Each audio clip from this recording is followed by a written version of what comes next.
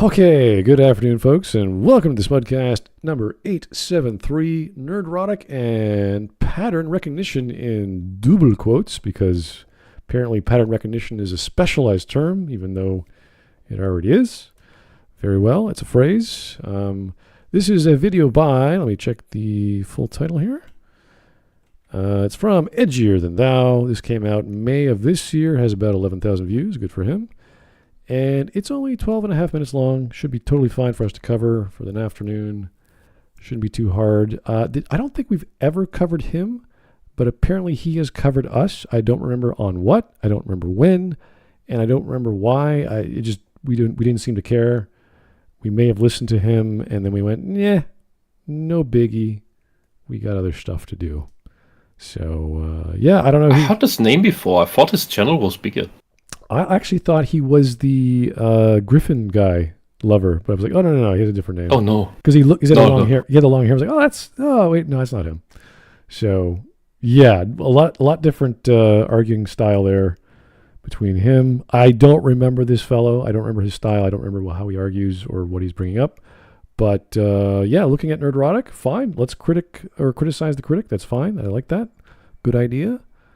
I haven't watched Nerdrotic in a while. Has he changed? Has he got a crew with him? Has he shifted from media to something else? I could not tell. I don't know. I think I haven't seen Nerdrotic stuff in 2 years or so. I'm sure he's doing fine. Because like there's it's not anything against him. It's just there's so many other channels that also cover the same things. Yeah, it's. I mean, this is the guy I was referring to the previous video we had about owning a comic shop, and then he has all these comics and figurines behind him. Like he's really into the comics world. So he has an interesting life story. Yeah, it's fun, and not the prettiest, but that's his personal life, and good for him that he put it out there and he learned his lessons and all that jazz. So we can get started. Is everyone in the watch together? Everyone who's here. Well, I hope so. Who's not? Who do we got here? Whisp. Hawk said he'll be late. No, there's somebody missing. Okay, well, corrected that. So I am not watching Nerdrotic in a while. I think the last time I actually watched him was shortly before The Rise of Skywalker came out. Only other contact I really had with him since has been in the context of him being on podcasts and talking to Mauler or talking to Drinker. Gotcha. Okay. There's a lot of Friday Night Tights things, so yeah. Okay, he's got Friday Night Tights. That's right. Okay. All right. Well, I don't know what to expect. Let's get going. Hey, folks. Clips that I came across while I was doing a little bit of research for my video a couple of weeks ago. And rather than giving you an extended intro, I think I'll just show them to you. The only context that you need is that the panel here is discussing the then unrevealed identity of the secret Sith Lord in the international sensation, The Acolyte.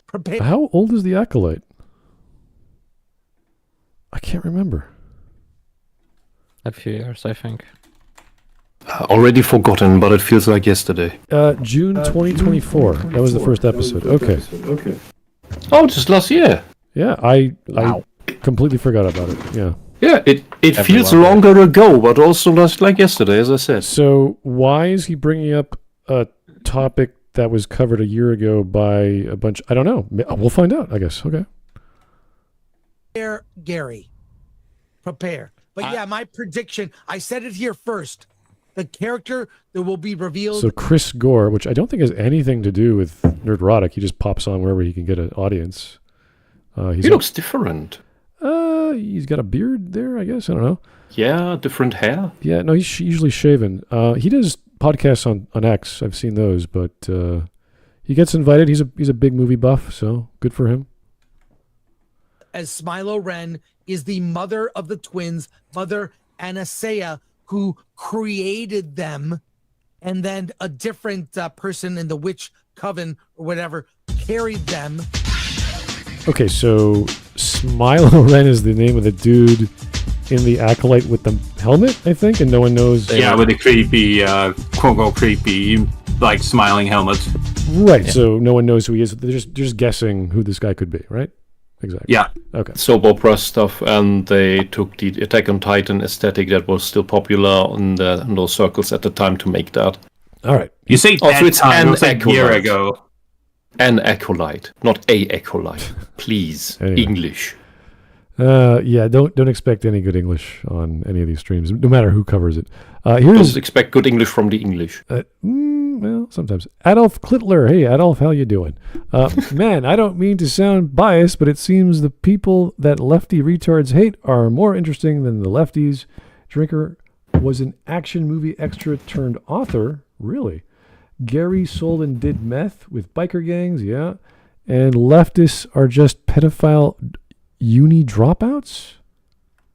Pretty much. University dropouts. That's Let's just stick to the university aspect of But their. the other thing is sadly true. Let's not speculate Look, about it. narcissism. I'm not tends to go- speculating. It's history. That's Okay, the let's big not professors. get into that. Let's not get into that here. Let him finish his point first. All right. You're right. You're right. Michel Foucault was not a dropout. He actually taught. Oh God. All right, back to the video. Kills the dream. You sure about that? You sure about that?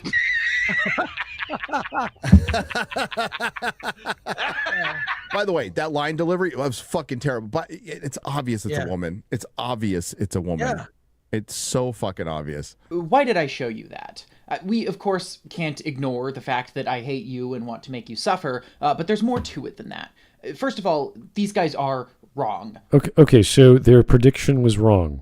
Fantastic. I don't. What was the prediction? That the Well, That is a woman. Smilo Ren was Yeah. a female. Yeah. He wants to show that they are misogynists, that they hate women. I don't know. I had no idea who's behind the mask. I couldn't tell you. I don't even care. I immediately assumed it was a dude, judging by the proportions, but Yeah.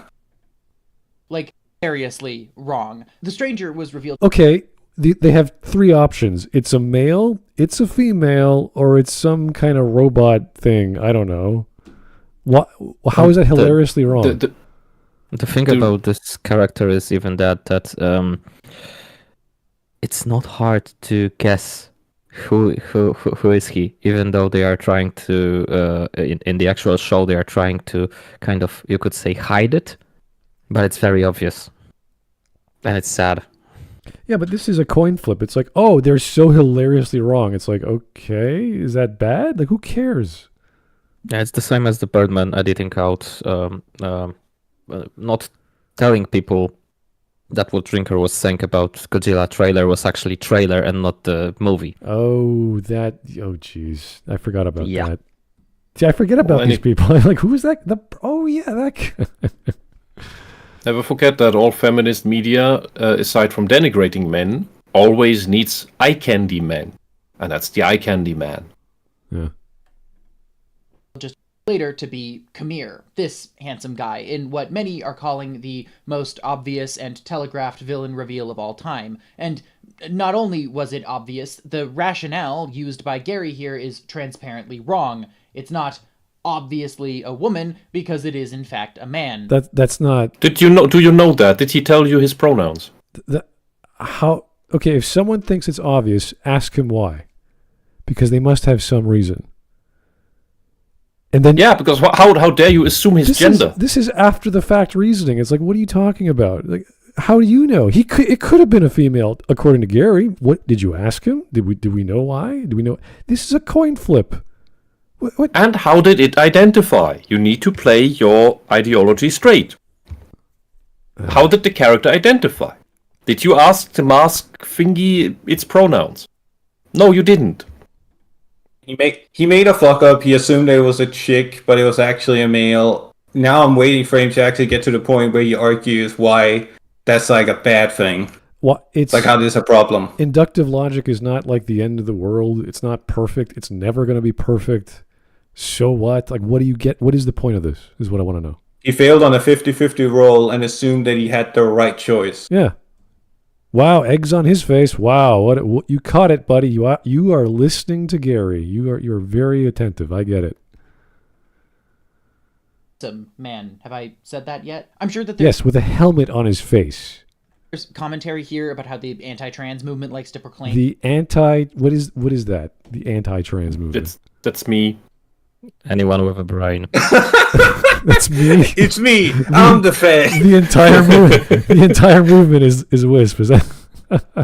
But you're an. Well, it sometimes feels like it. Okay, I understand from your position, but I mean, I don't even know if trans people exist to the degree that there's a movement against them. Like, I've never seen this. Yeah, well, the actual ones don't have a movement. There's only the fetishists that have a movement, and they claim to be the trans people, which they aren't. So. Well, it's like saying it's funny. The anti thing that doesn't exist. It's like, I don't believe in it or disagree in a negative, right? It's like, I don't think the thing exists, so how could there be a movement against the thing that doesn't exist? I don't know. Well, to prevent it from coming into being. Okay. The second coming of I'm the anti-Justin Trudeau 2.0. Okay, there we go. That's it. I mean, he is correct. Gary and the crew generally don't like having transgender identities forced into the products where they don't belong, and the people producing this stuff is very transparent in that they know it offends people. Okay. They know it pulls you out of the movie when a fucking trans woman is being called a woman, and they have the trans plot in there. Yeah, see, I personally don't care if the narrative has a bunch of weirdos, aliens, or whatever. It's when it's ham-fisted and pushed so much that it's obvious and it's not part of the story. It's just this thing that's in your face, like we saw with Veilguard and a bunch of other media. They're constantly pushing this movement for... And that's the only way. That's the only way the left is able to tell anything about trans, by being ham-fisted in your face and absolutely annoying about it. Right. While also being completely wrong about it, because, well, that's how you ham-fist it. It's not possible to do it any other way for them. Yeah, exactly. I have to ask, can you name me a transgender storyline in a Western production that hasn't been in your face, blatant? Well, when you say the Western one, a Western, a Western production, not a Western. No. So when I think of that term, I just think of like people in drag, lady boys, any kind of transvestite. Like, it doesn't really. It's like, yeah, I've seen. Yeah, but that's the thing. That's the thing. Transvestitism is not just gender dysphoria. Gender dysphoria is not alleviated by putting on weird clothes. At all. But gender dysphoria, it's not a societal pressure thing either. Oh no, I know that. Gender dysphoria has nothing to do with the trans movement thing. Like, that's completely different. I get that. So when I think of this, because we read manga, we watch anime, there's all kinds of homosexuals and bisexuals and transvestites and this and that. It's like, it doesn't really bother me. And they have actual, you could say, dysphoric characters in there, but they're not named as such. But they properly behave as such. They're just there. This is the weirdness that they are, and it's such a goofy, wacky story anyway. It's just like, yeah, it doesn't bother anyone because no one brings not even it all the time. Like, look at the Steins Gate, for example. Sure. There was the femboy, not Miko character that was in a way a gay man, but in another timeline was actually a woman, and happy then. That's a big. That's well, but she's a guy. Yeah, but that's a very big tell. Well, I always refer to in Komi-san, because I love Komi-san, Najimi, which is like the best friend of them both. And no one exactly knows if they're male or female throughout the entire story. And it doesn't matter. No one cares. It's never brought up. I don't remember learning about their gender. They act like a girl. Sometimes they act like a tomboy. No one cares. They're all friends. That's the whole point of the story. Anyway. Right. The reason why I ask is because they're not... I've seen Gary. I've watched Gary. I've watched him on the podcast. If you put a trans person in the call, he's not going to start chasing them out of it because they're trans. Right. Because it's not about that. It never. If the media makes it about that, that's where it becomes stupid. And it doesn't matter. Right. And that's usually what they argue against because it's just forced in there. It's crowbarred into the story. Yeah. And that's why I asked a Western production. Because that's what these guys watch. They watch Western movies. They read Western comics. They dabble in the Japanese and the Chinese and whatnot that comes on their radar, but they don't go seeking in on Komi-san, a golden boy. Yeah. They don't well, they can't write in the first place. So not why just, would anyone expect them writing something subtle and non-annoying? Yeah, it's not when just they're obsessed about the thing. So the thing that they're obsessed about needs to be center in front, and even take the place of the actual story. Yeah, and it's not just about the trans issue. It could be any issue. It could be any ideology. If you have that annoying guy in the background or maybe in the foreground doesn't shut up about this one thing, it's like, okay, dude, we get it. Stop. You're way too far into the frame. You're missing the point, and that's maybe the point. Having the annoying character, and maybe they want to piss anyone off, so you don't have the annoying trans character unless it's a video game. Because a video game, they are effectively, and I will beat myself later for even making this comparison.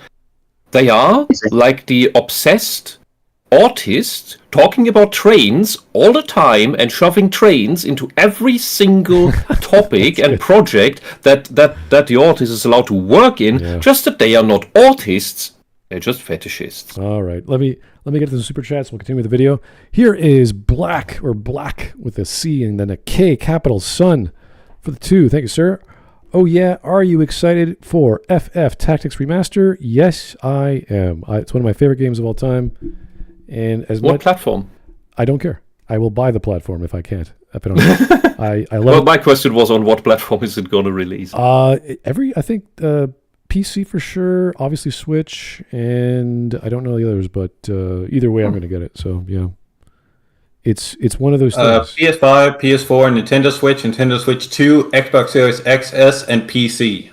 Ooh. XS? There's another Xbox? Yeah. Yeah. Is it extra small? It's got a slightly better video card. It's about it. Yeah. Anyway, kill him with style. How's it going, sir? Thank you for the $4.99. I love revisiting your older content. Thank you for your in-depth analysis. You've helped me grow with a W-E into a much better storyteller. Much love. I've been pretty lazy the past few years just because of life and, well, how my life has been going, and that's just how you age. You just slow down and chill out with your family and your friends and your loved ones. So I was about to do a video today, and then I got another posting about BioWare. I'm like, oh, gotta switch gears to that one. So I do make videos. It just takes me long. I have all these scripts, and I've recorded my audio. I've just never bothered to sit down and edit the video. I have like 4 of them. I haven't spent the extra day to do that. Anyway, I am making videos. I have a life, so unfortunately. The best I have is to hang out with you guys and have fun. So, anyway. I'm so sorry about that, Smud. You have my compassion. Yeah. Watching this gentleman talk about some other gentleman. You have my concern. That too. Yeah. Believe me, I have those. Compassion, concern, pity. Send help. Okay. We need 2 more. Then we can summon Captain Shepard. Yeah, God. Anyway, let's continue. Always tell the biological pronouns of a person based on superficial characteristics. Well, okay, now you've just confused me. They're not concerned about the biological pronouns, whatever those are. They're they thought it was a female. That's it. We actually stopped just seconds before that. That's funny. Yeah, I know. We were judging entirely. Again, it wouldn't surprise me if he's being dishonest and cut them off before they can justify themselves. Because these guys will talk about a certain topic for 5 or 10 minutes at a time, much like us. So it wouldn't shock me if they were like, and it's obviously a woman because the performance is so bad and they have a very, the way they're framed, or because of the studio wants women everywhere, They probably have races and he cut them off so you can have this trans defense. Who knows? Question mark? This is what a way to respond to that. Just say they couldn't tell the sex. That would make the clearest response. No, the biological pronouns. What are biological? That's pronouns? a thing now. The actual ones. The actual the proper ones, the correct ones. Just say pronouns. What the hell? Again, the war on language continues. So they weren't going to use they. And we're not fighting back. They weren't going to use when. They weren't going to use all these other general pronouns. They're going to use the he/she pronoun, I guess. Jesus. No, he means the reproductive tissue pronouns. the gonadal pronouns, yeah. Yes, that is a good way to put it. The seminal pronoun. Okay, let's keep going. Emphatically cannot tell and are often simply based on non-physical context clues, but that's not the commentary I'll be Non-physical context clues like their voice, which is physical. Hello. Why is his lighting so weird? He's at nighttime. Who knows? He has one of these LED strips that change color. Oh, really? Yeah. So it's like, was it mood lighting or bisexual lighting? What is it called? No, the bisexual lighting is purple blue. Yeah, but the homo lighting. Purple, blue, green. Yeah, all mixes. Yeah, he's just cycling through the colors. All right. I'm more interested in is discussing the utterly humiliating predictive power of this. The utterly just say predictive power. What is humiliating predictive power? Because every prediction is usually It means humiliating predictive power either means that your predictive power is so amazing that you can foretell the future of somebody's arguments and therefore make them look utterly stupid by predicting their stupidity, or you are so utterly wrong in your predictions that it will make you look stupid because you're wrong about everything. Yeah, but if you're, he probably means the latter. He obviously means that he's retarded. If you're flipping a coin that's 50-50, I don't see how that's humiliating. That's just a game of chance. But he's using that as his crowbar argument, so you could say that Nerdrotic is never correct about anything and always predicts wrongly because he's a transphobic, like, Republican or whatever. Oh, yeah. I wonder if he applies this to the predictive powers of computer models and climate change, IPCC, right? Is it IPCC? Yeah. Intergovernmental climate change. Yeah. Because those things are always wrong. So does that mean climate change is wrong, or only Nerdrotic when they talk about media and predicting? It doesn't matter. We need to pay more taxes. Oh. Yes. To control the planet through corrupt politicians. Okay, can we try at least to pretend to keep this within relevance of his point? No. At least let's try go at least like half a minute or so. But I think did we cover him before? And I said that no. He covered us. Because he covered us. His type seems familiar, like somebody who has a decent amount of intelligence, but is completely misaiming it. It's like the first year dropout of university, or the first year they only know the basics and they don't know what those things mean to the extent that they're using them. So we sit there going, oh, that sounds like a term I've read about 20 years ago. Oh, no, that's not. Like the id, like referring to, oh, this is a reference to Gary. Was it not Gary? No, it was the Quarterings id. You're like, really? You're using an old psych term to refer because he's angry. His wife went for pizza, and he was doing a stream saying, I wish I went out for pizza with my wife. As a result, I'm going to urinate on the floor. I'm like, okay, that's a joke. You understand that, right, sir? For taking a stream break. Or, which had nothing to do with his other content. I highly doubt he would break the stream to go for pizza. That'd be stupid. So anyway. He might break the stream for going to take a pee. Yes. And he's not Cartman. Anyway. Just in terms of, have we covered this guy before? You probably covered like 500 people that look just like him. Because his physiognomy is like...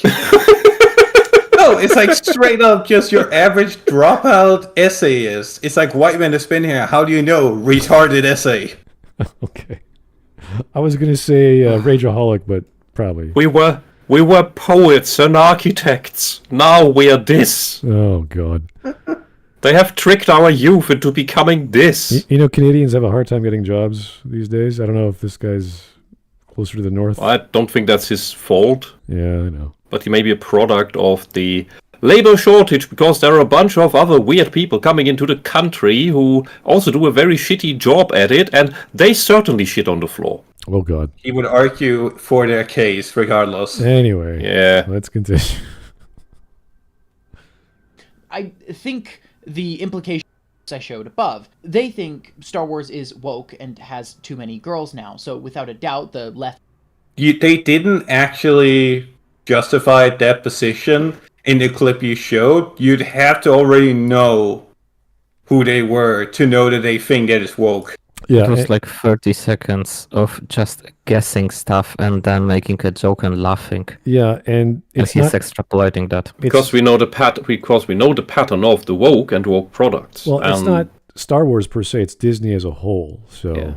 There's only so many ways it can go. and we've seen the interviews, not the interviews, the behind the scenes. Was it the emails and all the people involved who were BIPOCs and they were hired for this particular reason, and DEI hires. Like we've seen those end of quarter Skype calls. So yes, that was the case. This is like back in like 2021 or something.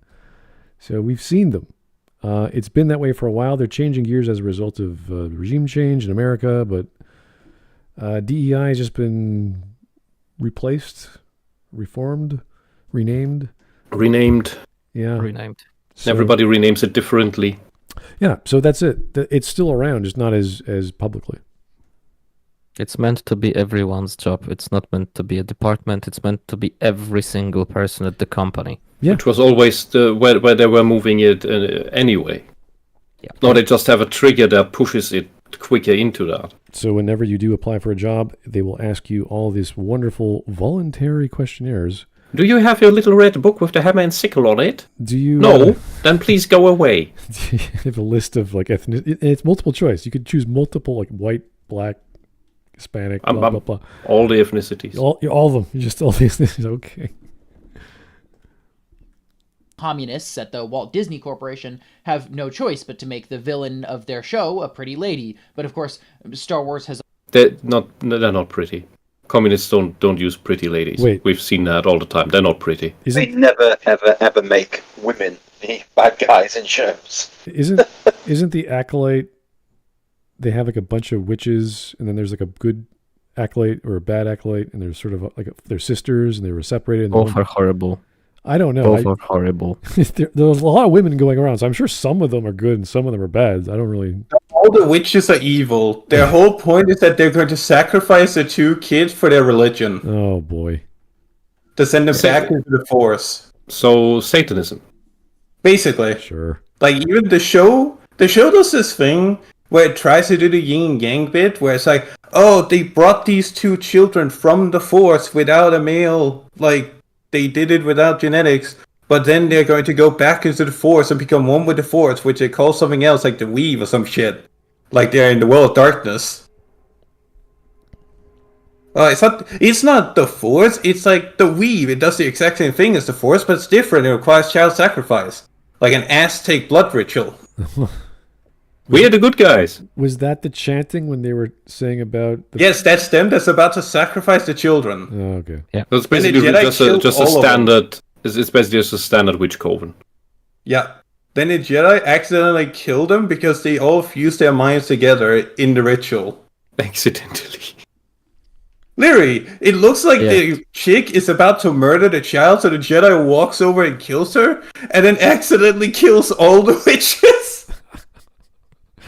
What a smart women. They're so powerful and capable and competent. What a wonderful Jedi. He's a very peaceful man. He saved the galaxy from feminism. Sure. Anyway, here's Axton Zero again. Thank you, sir, for two. Quit bragging about having a life. I'm insecure. Dude, eat well, sleep well, exercise, and go out of the house and do all those things as well. Yeah. All relatively woke. Frankly, it doesn't have enough girls, and what? He thinks so we're back at the argument. It's always been that way. It's not real, but it's good that it is. He's done it every single time. Every single time. I was literally halfway through eating my pizza. He said it. I squealed. I called it again. So let me look. You're the Leonardo DiCaprio meme on the couch right now. Okay, so he thinks Star Wars, or I guess the Acolyte specifically, doesn't have enough girls in it, or female. Just Star Wars, period. Okay, let's just go through. Let's just go through the Acolyte. Right? People don't have a problem with female characters. No. For 10 years we've been saying this. They don't have a problem with female characters. They have a problem with horribly written characters, and all you feminists produce is horribly written characters, including the worst women imaginable, and you want us to see them as the heroes, but no, they're just horrible, incompetent, and usually ugly narcissists. Ugh. All right. Hawk? Well, if we go down the list just in the Acolyte alone, the one actress plays 2 parts. There's what's her name? The witch, the main witch of all the other witches. So there's all those extras that are all women. So that's at least a dozen, I would say. You have that blue chick who was also a Jedi Master. You had Carrie Ann Moss, who was in one episode. Then she was in multiple episodes, but she died off in the first one. But she has flashbacks. There were at least 2 other male Jedis, or 3 other male Jedis, and there was a bunch of other female, not Jedi Masters, but Jedi Padawans. And they get killed off here and there. So I don't know what the ratio is. I'm not counting. I just know there's plenty of females and males in all of these stories, because that's just how stories work. There's unless you want to tell like The Maid's Tale and there's all kinds of women. I don't know. From what I remember, the majority of the Acolyte, just for characters that actually get time on screen and aren't just a part of the mass, not even including the Witch Covens, the majority of the cast is women. I'm not gonna assume the Wookiee's gender. The Wookiee. But the majority is like females. The main 2 characters are female. Their leader is a male. Like the Smilo Ren is like male. Yeah. The Jedi that's killed in the intro is like a woman. And then there's like 2 dudes, not including the Wookiee, that was part of the destruction of the Witch Coven. One of which is the guy from Squid Game. That's been that joins them through most of the adventure. That's the dude. And then there's a bunch of side characters from the council that gets murdered later on by Smilo Ren in the forest in one of the ugliest fights in Star Wars. Yeah. So yeah, there's plenty of girls and guys in movies, and there always has. I really want to know why he would even mention. And they're just as capable as the men, if they have enough horsepower to do the lifting for them. You do realise that his whole argument is they only think it's woke because there's women in it, which is ridiculous. Because Star Wars has already been inherently woke, and there's not enough women. There's not enough. But his argument is it's not woke just because there's women in it. You're like, okay, is it woke? Well, no. It's like, but it has been woke. Okay, we're at that stage, are we again? It's always been woke-ish. So it's now less woke, is what he's saying. Then it took us... Because it's always been woke, but the Acolyte is not woke. And it took us just 2 minutes to get there. Yep. All right. Anyway, again, Kilmer style. Thank you, sir. Laughing in Tim Curry's voice. Oh, which laugh? He has so many laughs. It's beautiful. Tim Curry. It's probably a compilation of all his laughs. All I'm saying is I completely agree with him. We need more women, especially in slave dresses. We need them in all the shows, led by a male character. He can be surrounded by as many women as these people want. I'm all for having more women in Star Wars, especially Imperial officers. Go for it. Have fun. Wookiees? And Wookiees. Female Wookiees as well, in Imperial uniforms. Let's go. Wookiees all look the same. Exactly. Let's have some fun. But no, that's not what they want. They don't want fun. They don't want orcs with titties. They just want everyone to look the same. Whatever they don't want political issues. That's probably the real reason why they don't want a fully mature Togruta, and why they made Ahsoka in the Ahsoka show not grown up properly, but have some weird regression issue. It's what was probably not about the costume. They threw a hissy fit when they saw the art they did from Star Wars Clone Wars back in the day with Ahsoka as her costume. When they put that on TV, where she was wearing the fucking slave harem outfit, it was like slave Leia all over again. I'm still concerned that they put a Wookiee as Jedi Master. I had no idea Wookiees could do that. And he gets killed off screen. That is so sad. And They stupid. hype it up. They hype up the first Wookiee Jedi Master like it's the new Club Shadow, and then he dies off screen. Yeah, that's like what's the little green baby Yoda? It's like What were his last words? Oh God.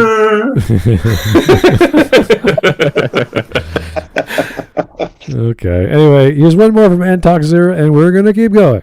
Major Lee, you get to look at. Oh no! I forgot about Major Lee. I totally forgot about that guy. He deleted his channel around 2 months ago. Oh, what a guy!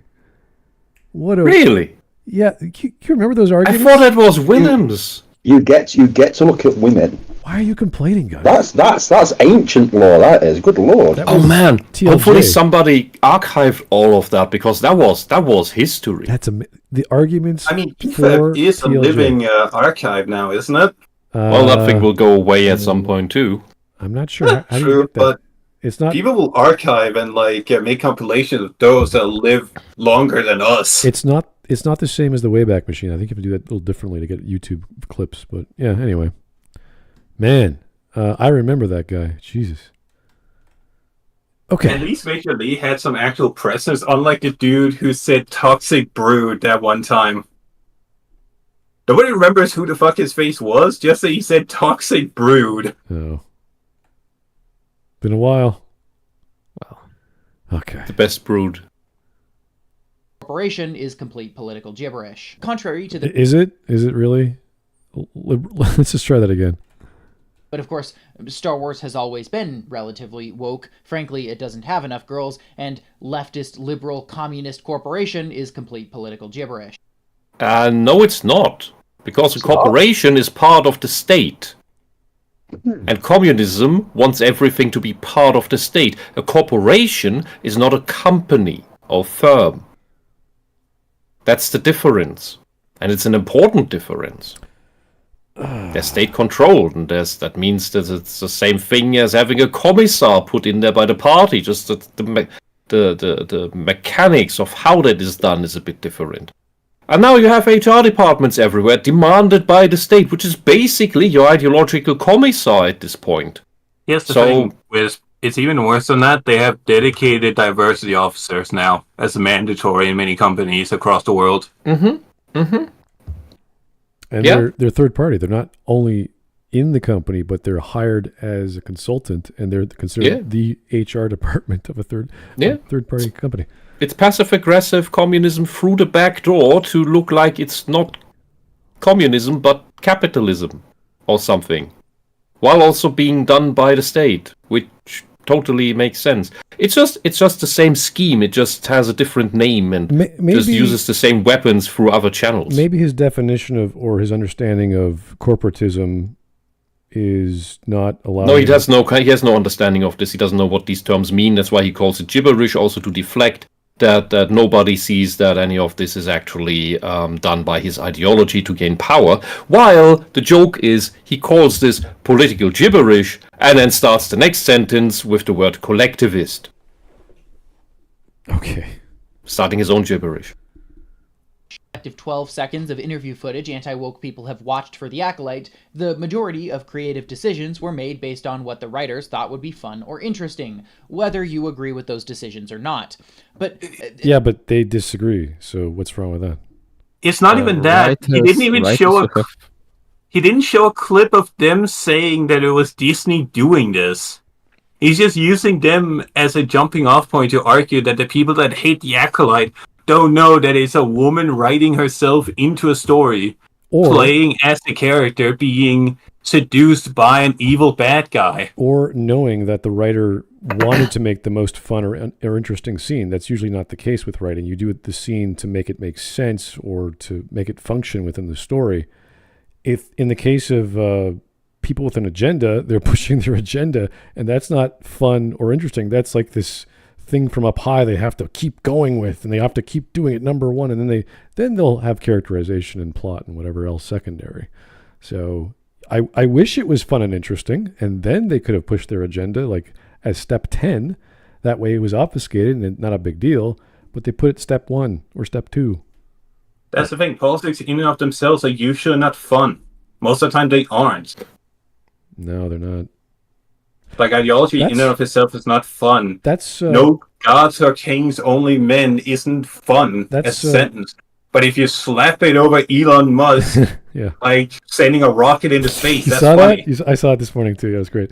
No, I was going to say, like, politics is always this struggle, and I don't know what the definition is when people say all politics is art. And I was like, what exactly do you mean by, like, what exactly is politics, and how is it showcased in art that you everything? I know, but I want to know exactly what they're referring to, because when I could say all art is... you can't exactly say everything, or you can't be... You cannot narrow down everything, because that is infinite. I give the example... You can't narrow down infinity. I give the example of stories that are actually set in, well, the White House, like Designated Survivor or The West Wing, where those are considered political dramas or whatever.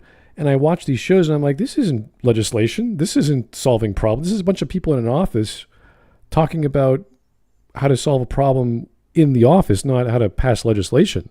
That's office politics. I know, but that has nothing to do with politics itself. Like the idea of I don't body know, politics. The American, is that what you're referring to? The American that is...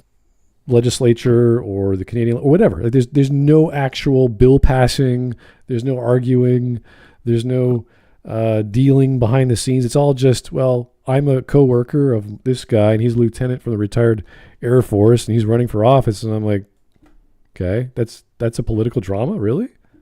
That's politics in mainstream media? The better example for some truly political show, or that has serious politics in it, would be Boston Legal, which is basically in a way activism, in a way propaganda, in a way shedding light on some things, but it's relatively one-sided. They try to do a both sides thing, but it was rather one-sided. It's a silly, funny show, essentially. It does it semi-seriously, but you have actual propagandistic preaching in it as well. Oh yeah, I watched it all. But it's a fun show. Like, that's the thing. It's fun first, and you have two crazy actors doing these bombastic soapboxes. You have basically Star Wars, Star Trek. Okay, it's Star Trek. It's Star Trek. All the guest actors are from Star Trek. Have you noticed that? Some of them are, but it's mostly. There's Tuvok. Tuvok is there. Kim is there. I don't know about Janeway.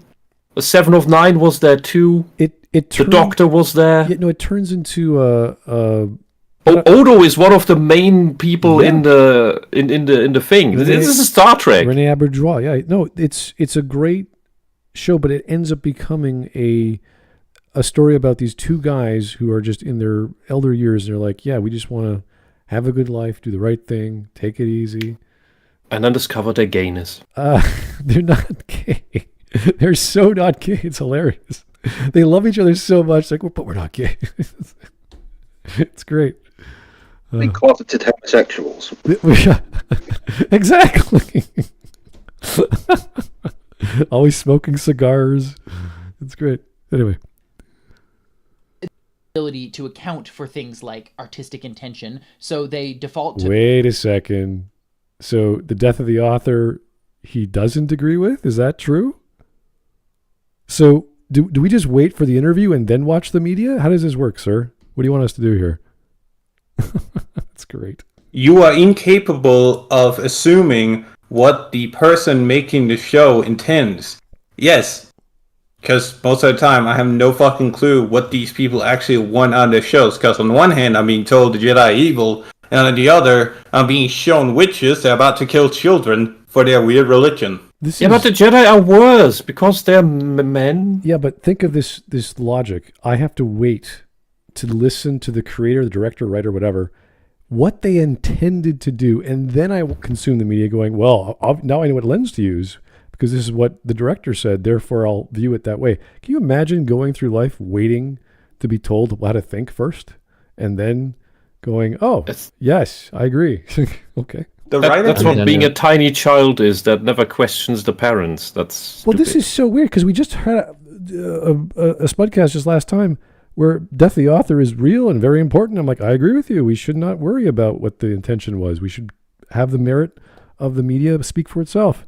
This guy's like, well, what about artistic intention? And I'm like, you're a weirdo. What are you talking about? I told you, it's always that which serves in the moment. There is an argument to be made that, the artist made that scene red because it highlights the death, like the feeling of rage, anger, like the need to kill.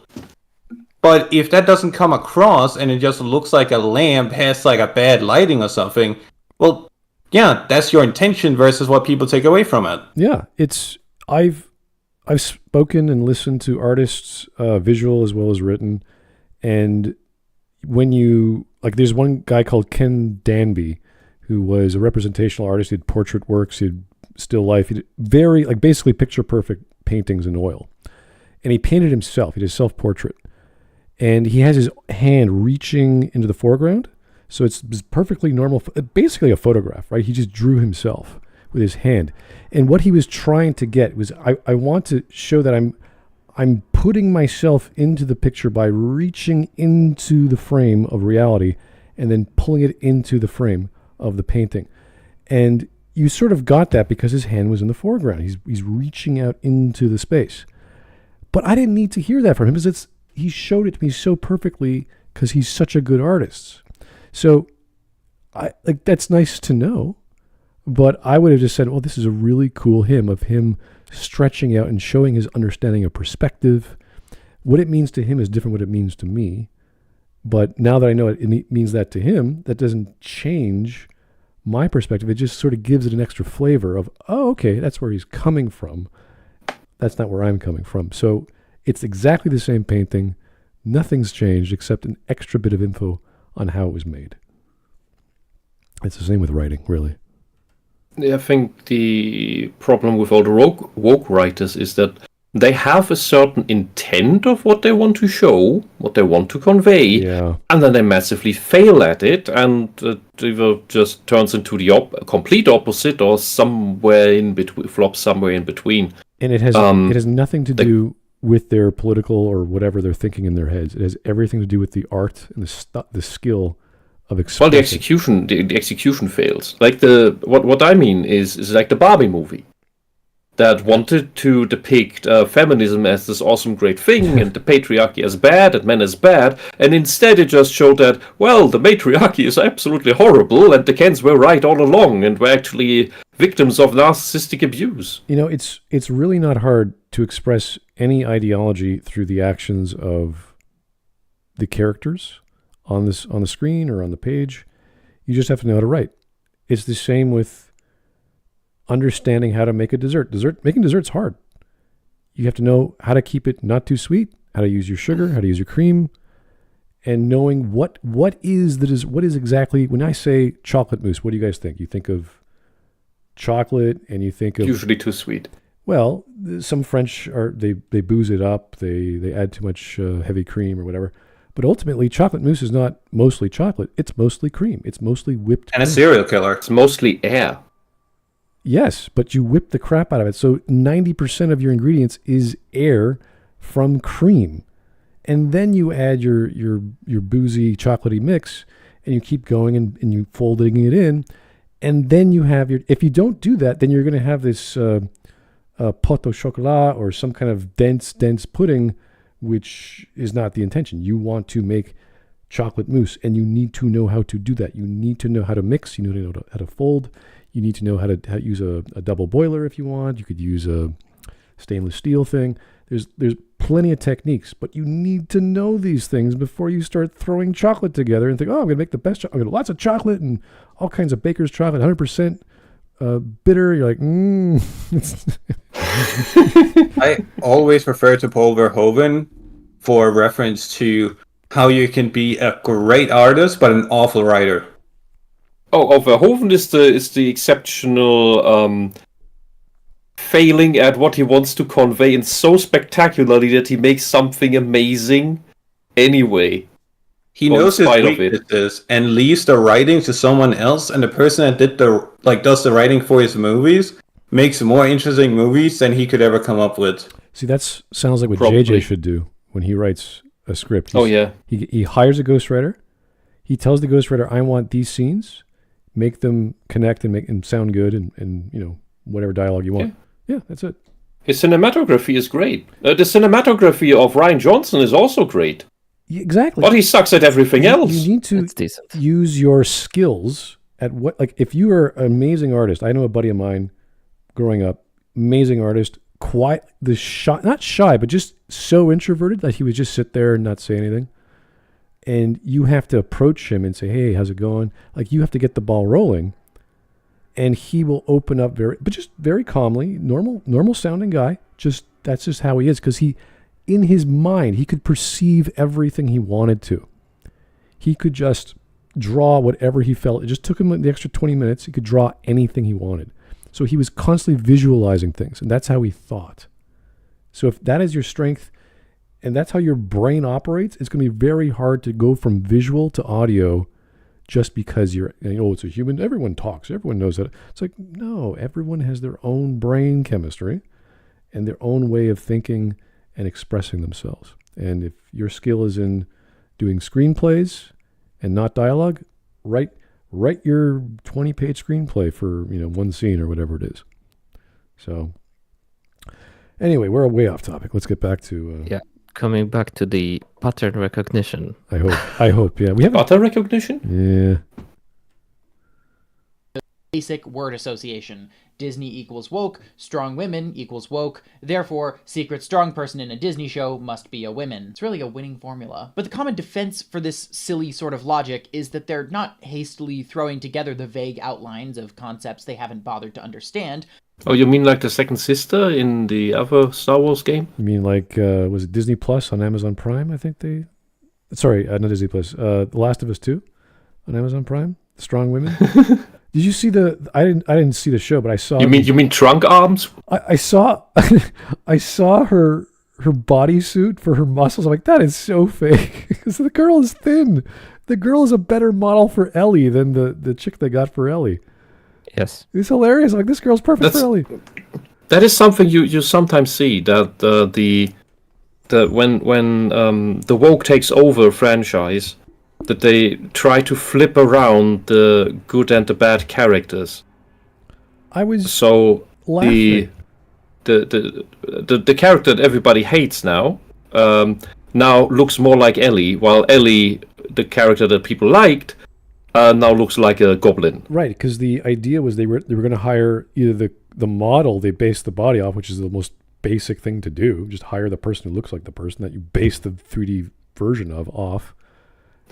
And they didn't. And then we're like, why would you do that? It's just they're perfect. They're the carbon copy. Because then people would see that the woman actually doesn't look like a tree trunk. So they had to give her these, I don't know, foam muscles and put the thick shirt on so it's all ripped. You're like, okay. Anyway. Legacy, thank you, sir, for the $4.99. They have an intent that fails. Okay. But they never learn from failure? Possibly. That's why Ironheart is still around with the same bad origin story. Well, once they've created something, you can't rewrite it. So. Oh, they retcon everything all the time. In comic books? But, that's just straight up wrong. they do blame everybody. They do blame the world. They do blame their favorite villain of the day or somebody they just triangulate in on, and yeah. Really? Never themselves, and people should look more into that themselves. It's odd because a writer is constantly, the good writers are constantly going through suffering of, I'm not good enough. It's this weird sort of therapy that writers do. That those writers are not in Hollywood. Oh yeah, okay. Well, the writers just they are not. The Russian guys I used to read, they would go through a hell just to get the ideas out. And it came from personal experience and their living conditions and poverty, etc. It's always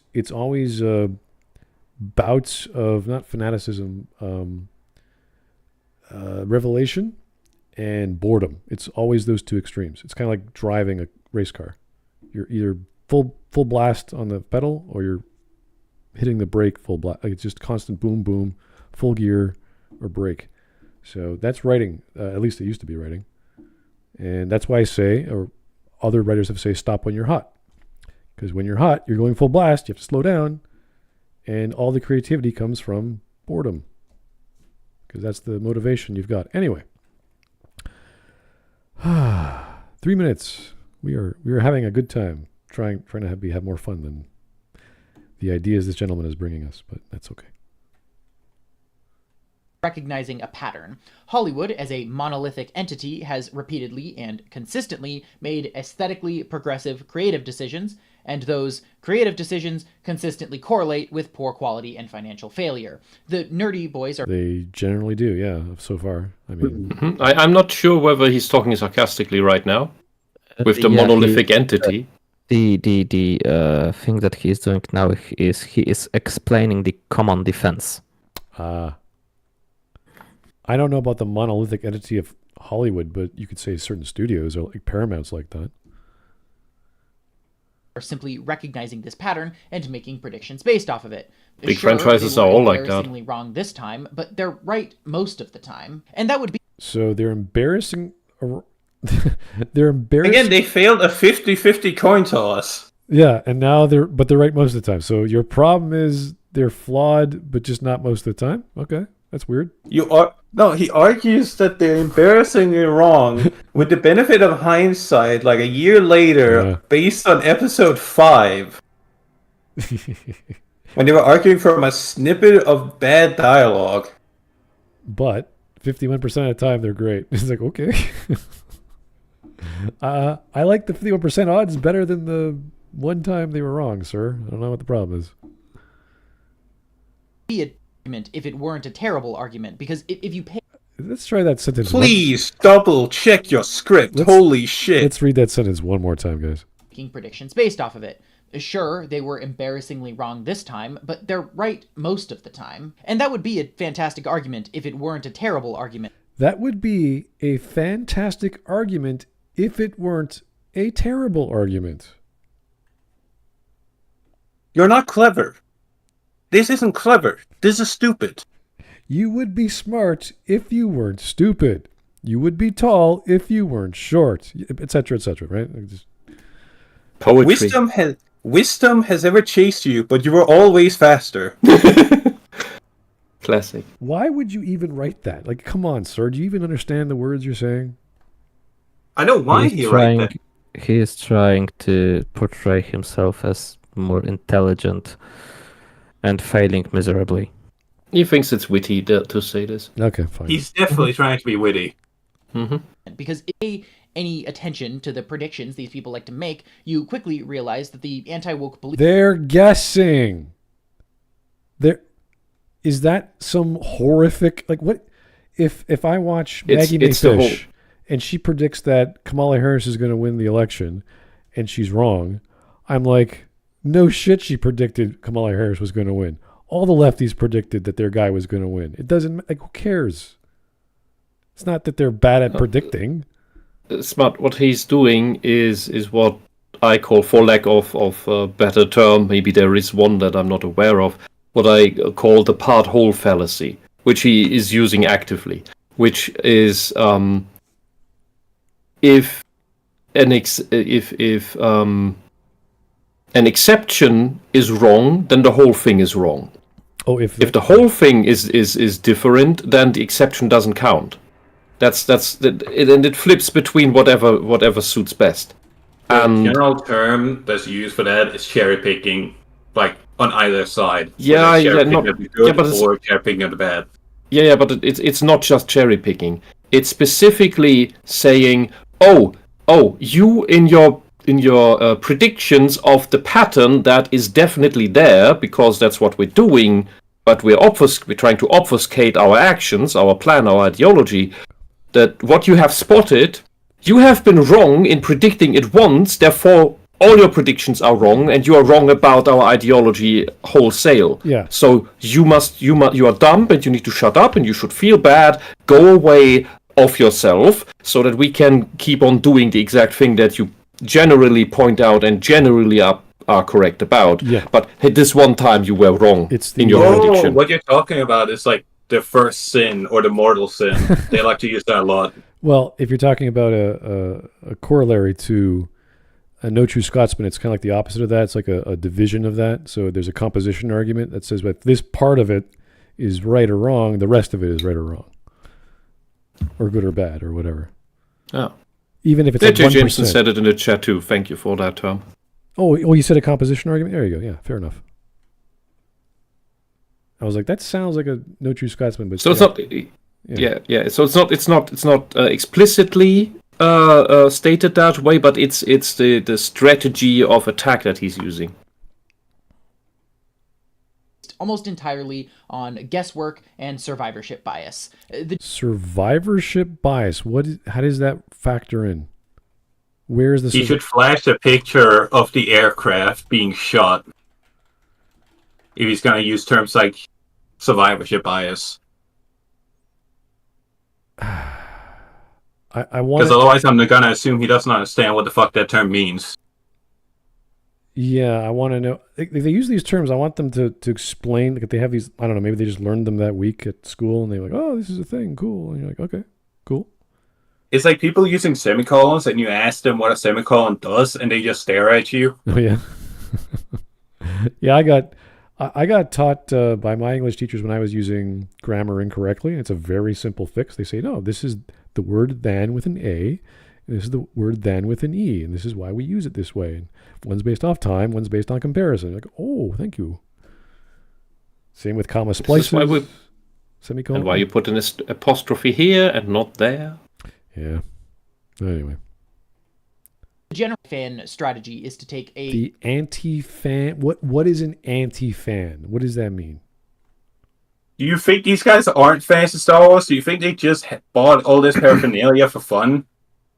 So the thing with anti-fan is, I think it was coined rather to describe the SJWs, because they are not fans of the actual substance of a brand, of a thing, but of their version of it with the aesthetic of the thing. While they now co-opt that term of anti-fan and call the actual fans anti-fans because they don't like the thing if we just put the official stamp on it, so they don't actually like the thing. I know how we use it, I know how they use it. I'm waiting for him to justify his using of the term, much like survivorship bias. Yeah, that's another thing. When I ever hear, "You're not a real fan, I'm the real fan, my opinion is the true opinion," this is the crap I got annoyed with back on BioWare social forums, where it's like, "Oh, you don't know what you're talking about." It's like, listen, there's lots of fans in this forum.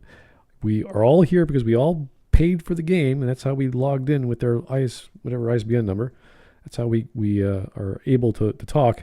Some of us are being critical and some of us are not. And I was at a point where I could not communicate with these people anymore, and it's because they were so biased. They could not take critical observation or examples of the story or the characters seriously. And you have to stop communicating with these people. So when he starts saying, these people are not like me, they're not real, I'm the real fan of the Acolyte, I know the Acolyte. It's like, okay, maybe you have... I know Star Wars. Maybe he has more, and maybe he does. Maybe he has more information. Obviously, he knows they're wrong. We all know they're wrong. They made a bad guess. That's true. But what exactly makes them an anti-fan when they are constantly talking about the things that they are passionate about? That's a strange thing to say. You're an anti-fan if you don't like your thing having been replaced with socialism on the inside and don't like it anymore. I still wanted to justify his use of survivorship bias. Why bring that up here? What is the point he's making? I want to know the connection to their guesswork and how that relates to survivorship. Yeah, that's a good question. What's the connection there? There might be a connection. I just don't see it. Scattershot. any artistic project that looks vaguely progressive in an exclusively aesthetic sense, because theme. What is a progressively, exclusively aesthetic sense? What does that mean? A bunch of trannies? There would just be He outlined it earlier. He said that it's when they have trannies and women. That was his criteria. So he said there's too many women and there's trannies. So there's not enough women. The ugly non-passing ones, so that we can actually see that they are trans, because we can't ever depict passing ones. He argued against Nerdrotic that there aren't enough women. I agree with that. There should be more. But he argues that Nerdrotic whole point is that, we can't have women in Star Wars. There's too many women. All right. That was his first point, and then the second was the trannies. That's like his idea of woke aesthetics. I don't unless know. he further clarifies. Which is an anti-aesthetic, because the way the woke always depict these any things, they are always ugly. Well, unless it's male characters they want to fap to. Was it Spider-Man 2 that had the black activist flags in the? Was it the storefronts? Or single activist flag, yes. Well, it was rainbow, but it was the black base, and then it had the rainbow next to it. I can't remember the exact color scheme. Is there a style? I don't think so. Aesthetic? It's just the symbols everywhere. The symbols, yeah, they're symbolic of this, fist in the air or whatever. Not the sickle per se, but pretty close. They're propaganda terms. They're propaganda symbols. Symbols of, yeah. Like the Black Power symbol on the Walkman symbol in that one comic panel. All I heard was fisting. What did you say? If these industries had been overtaken by Christian fundamentalists, they would just put crosses and images of Jesus everywhere. That would be the same thing. But the thing is, when people do that with graffiti, it's this work of art. It's this whole process to show Jesus and the Buddha or some other religious figures as people. Leftist graffiti doesn't really look good. I don't really know. It's not that aesthetic. There's just the rare exception, but the rule is it's just trash. If we have Spider-Man 2 to go by, then it's just a bunch of weird pictures of a girl. Oh, it's writing a word on the wall or something. Yeah, a word or sentence about. I'm still waiting for him to make a point. Well, like there was here by the arts uni. Next to it, there's a building that once was, I think, a leftist social center or something, and it has a really nice house front that had the whole thing covered in some really nice spray painting. It looked really good. And now, on the bottom, it's just oversprayed with ugly graffiti graffiti tags. These people have absolutely no respect for actual art. And yes, some of those are leftist lines, but they sprayed over the actual nice-looking house front painting. It is kind of sad because when I was in university, I did electives in fine art, and a lot of the people, like the whole fine art building is filled with great people. They're really cool, and I'm sure most of them were left-leaning, but they respected, for the most part, the people I met, art in the general sense. So they would never do graffiti. Like they would just never consider painting where they weren't allowed, because we either bought your own canvases or you stretched them yourself. And some people love gouache, and that was a very expensive medium. So you have your palette knife and you're pretty much painting with your knife, and then you use your brush later and it hardens like sand pretty much. So these people were goths. These people were rebels in one sense, but they were always very respectful of everything. So I just could not see anyone using graffiti at the university. And this was a left-leaning university. York University is still a very left-leaning place, but back then it was just, you were just open with your feelings. You weren't open about defacing public property. Yeah, well, Smut, that's because those artists that you knew, they knew what work goes into proper art. Well, we were being taught how to do it, yeah. It was great. Anyway. people, is immediately declared woke, ridiculed, and the audience is primed for the box office disaster. The second that... No. It's going to fail because no one likes it. Even my dad, who would watch anything on Disney Plus, because we have my brothers who bought it, and he shared his account with us, and he'll watch Picard season 3 over and over again. He'll watch the old TNG episodes. He tried watching the Acolyte. He was like, "Yeah, I don't really like it." He is correct in that people can't be primed to hate something based on its aesthetics, but it's not like they're not the runners of like the 17th century Civil War. They're not the people on horses and lanterns going into the dark shouting, "The Acolyte is woke, the Acolyte is woke." Everyone can see that it's woke as shit. Mm-hmm. Everyone can see the aesthetics. Everyone can see that it's just a bunch of ugly women arguing about their feelings. People have learned the pattern. Trying to lure in the ugly woman that turns out to be a self-insert writer. Everyone can see that. They don't need to wait for the interview to reveal to them that it's shit. They can see that it's shit.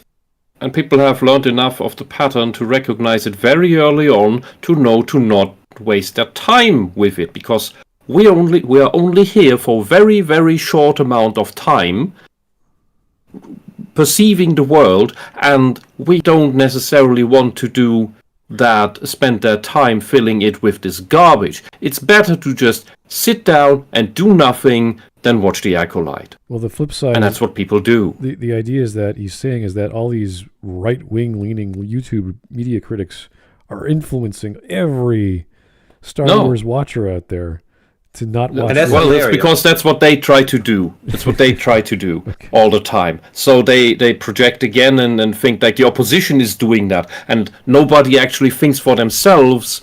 So everybody's just taught to hate the woke stuff instead of, because they can't ever be wrong, because they have the truth and they have the utopia or the promise of it, and how can anyone be against that? Well, they have to be poisoned against it, because why else would you be against absolute good, which is what they claim to be, and guys like him believe they actually are, when it's really just a scam. Hey, Edgier Than Thou, socialism is a scam. You have a functioning brain in that head. I can see that. There is smarts in there, but you need to clean it up from all the gunk. Read some Aristoteles. Read some Thomas Sowell.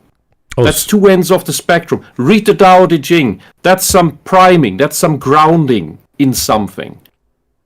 You don't need to read the Bible. That thing is so full of metaphors and people conflating it with reading it literally. That's why that leads to so many problems. But read some simple things. Literature.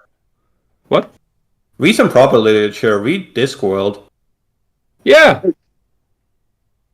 Read something that won't put you to sleep, because I'm guessing this guy, just how he uses the words, how he formulates himself, he gets into the surface of the textbook. He doesn't actually read what the textbook is talking about. He doesn't read Jung.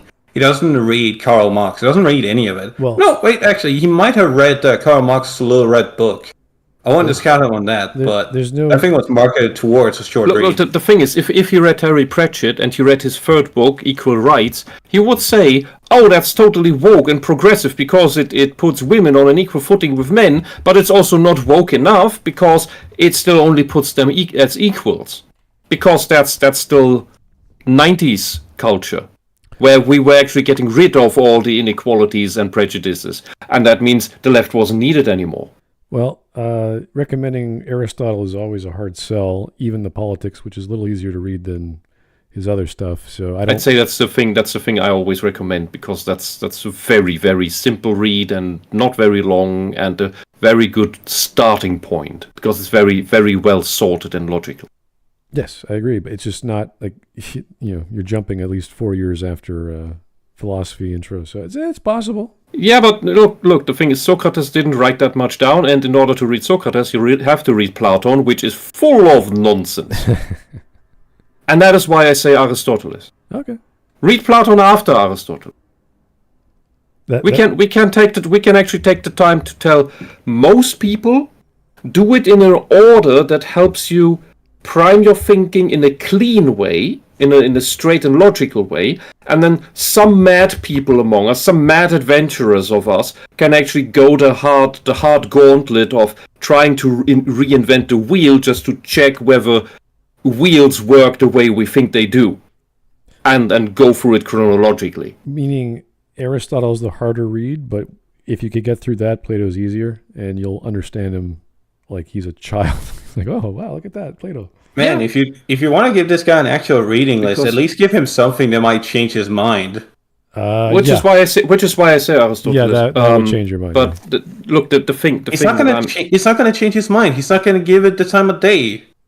Well, that's what as you say. Don't be negative Nancy here. This is also give him something that's up in his face. No, I'll put my foot down. I don't trust these guys' attention. You are a fish. You don't have feet. Oh, right. I'll put my fin down. This guy doesn't have an attention span. Look, but Lalle, it's also about the audience that is currently watching. That's also what recommendations like and arguments like these are for, and they're mainly for that even. So I'm saying, go read Aristotle's Politics. It'll help you make sense of things. And the other thing is that it is why it is important, why the reading order is important. This, as with everything, a primacy effect. The first thing you learn about any topic or any person is usually what sticks with you and takes in the castle in your mind. And whether that is the truth or a falsehood doesn't matter, because what the counter argument is the one that has to besiege it. Whether that is the truth or a falsehood.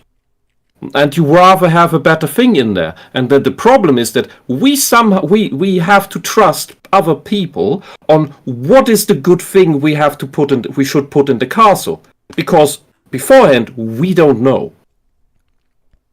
All right. The leftists always try to put in their ideology in there, of course. Okay, let's keep going here.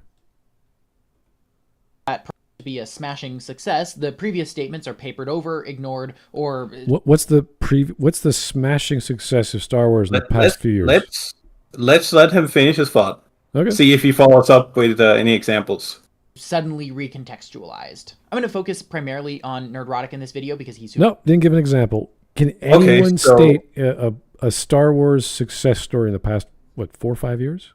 Andor. Skywalker, that Last didn't Jedi, succeed. Force Awakens, all those movies succeeded. They made their money back. Okay, the trilogy, the sequel trilogy made their money, but in terms of the quality of the work. You're talking about like an ethereal quality measurement then. No. So here's the counter argument for the sequel trilogy.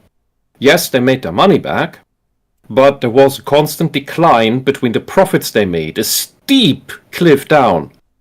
And that is a failure. You can be profitable, you can still be profitable, but also be a failure, because in the long run, the failure of Star Wars was already showing if you just look at the profit of these 3 movies. Right. Right, and Empire Strikes Back made less money than A New Hope. What's your point? It went up again afterwards. No, it didn't. No, it didn't. Liar. Look at the box numbers. Well, I'm concerned about... Empire Strikes Back earned less money than A New Hope, and the third movie earned even less. Yeah, I'm It's just a trend of like a trilogy. Stuff like sorry. In terms of success, obviously finance is the first one, but in terms of the fans liking the thing and why, that is where the argument is, because I don't think Nerdrotic cares too much about it making money the same way I didn't care that Dragon Age Inquisition made money. Good for the company making money. Is this a good piece of art? Okay, so we talk about fan response. The critical fan, yeah, because any fan can say it's good because they like it. It's about analyzing the work as what it's supposed to be, meaning if it's a piece of Star Wars lore or the part of a series or a character work, whatever it is. Does it succeed on those levels it is intended to do? That's what I'm more concerned with. Not like, because there's lots of games out there that didn't sell well, or movies that didn't sell well, but they were seen 20 years later as excellent pieces of cinema or movies or or video games. So that is what matters to at least me. I don't know about you guys, because I don't really watch Star Wars. I don't really care anymore. I'll get a clip, I'll get a recommendation, I'll see a fan-made film, but that's about it. It's about the quality of the work as a piece of art. And maybe Nerdrotic cares about the box office numbers, but I don't think that's the final word on their... Because loads of people like Andor. I don't know how it's doing financially. I don't know what it's... is that the last vestige of... Disney Plus or Disney as a whole making Star Wars It was products? kind of destroyed. Andor was killed? Yeah, the second season was the first few episodes just do not count at all, and the rest could have been made into like another 2 seasons, but was rushed till the end. Yeah, you could so it's Andor. The second season is always in 3 episode parts, in acts, and then it's always a year later, and then 3 episodes. A year later, 3 episodes. I see. And the first 3 are absolutely nonsensical, bad, cartoonish, but not in any good way. The worst Mandalorian episodes are better than those. They are artsy nonsense, and the way they make sense. The only way they make sense is by looking at them as, okay, corporate woke Disney demands this woke checklist from us. Let's tick off all the boxes in these 3 episodes so that we have that out of the way, and also make these episodes completely irrelevant to the rest of the show. And whatever our main characters do here is also completely irrelevant to the rest of the show. There are maybe 3 episodes in those 3 scenes in those 3 episodes that are okay to see, but that's it. Yeah. You can ignore them anyway. You could just show these 3 scenes one after the other, and then call it a day, and then go into the next arc, the next act. And that is actually good. That is Andor as it was in the first season, and every single one of the other 3 acts could be its own season, played out, and it would be gorgeous, because just the Jesse and James characters in there, it's like you could make your own Star Wars show just with them. Right. So in terms of Andor infamously is one of the worst viewed Star Wars anything in recent memory. Yeah. Because it's, well, let's be frank, garbage marketing.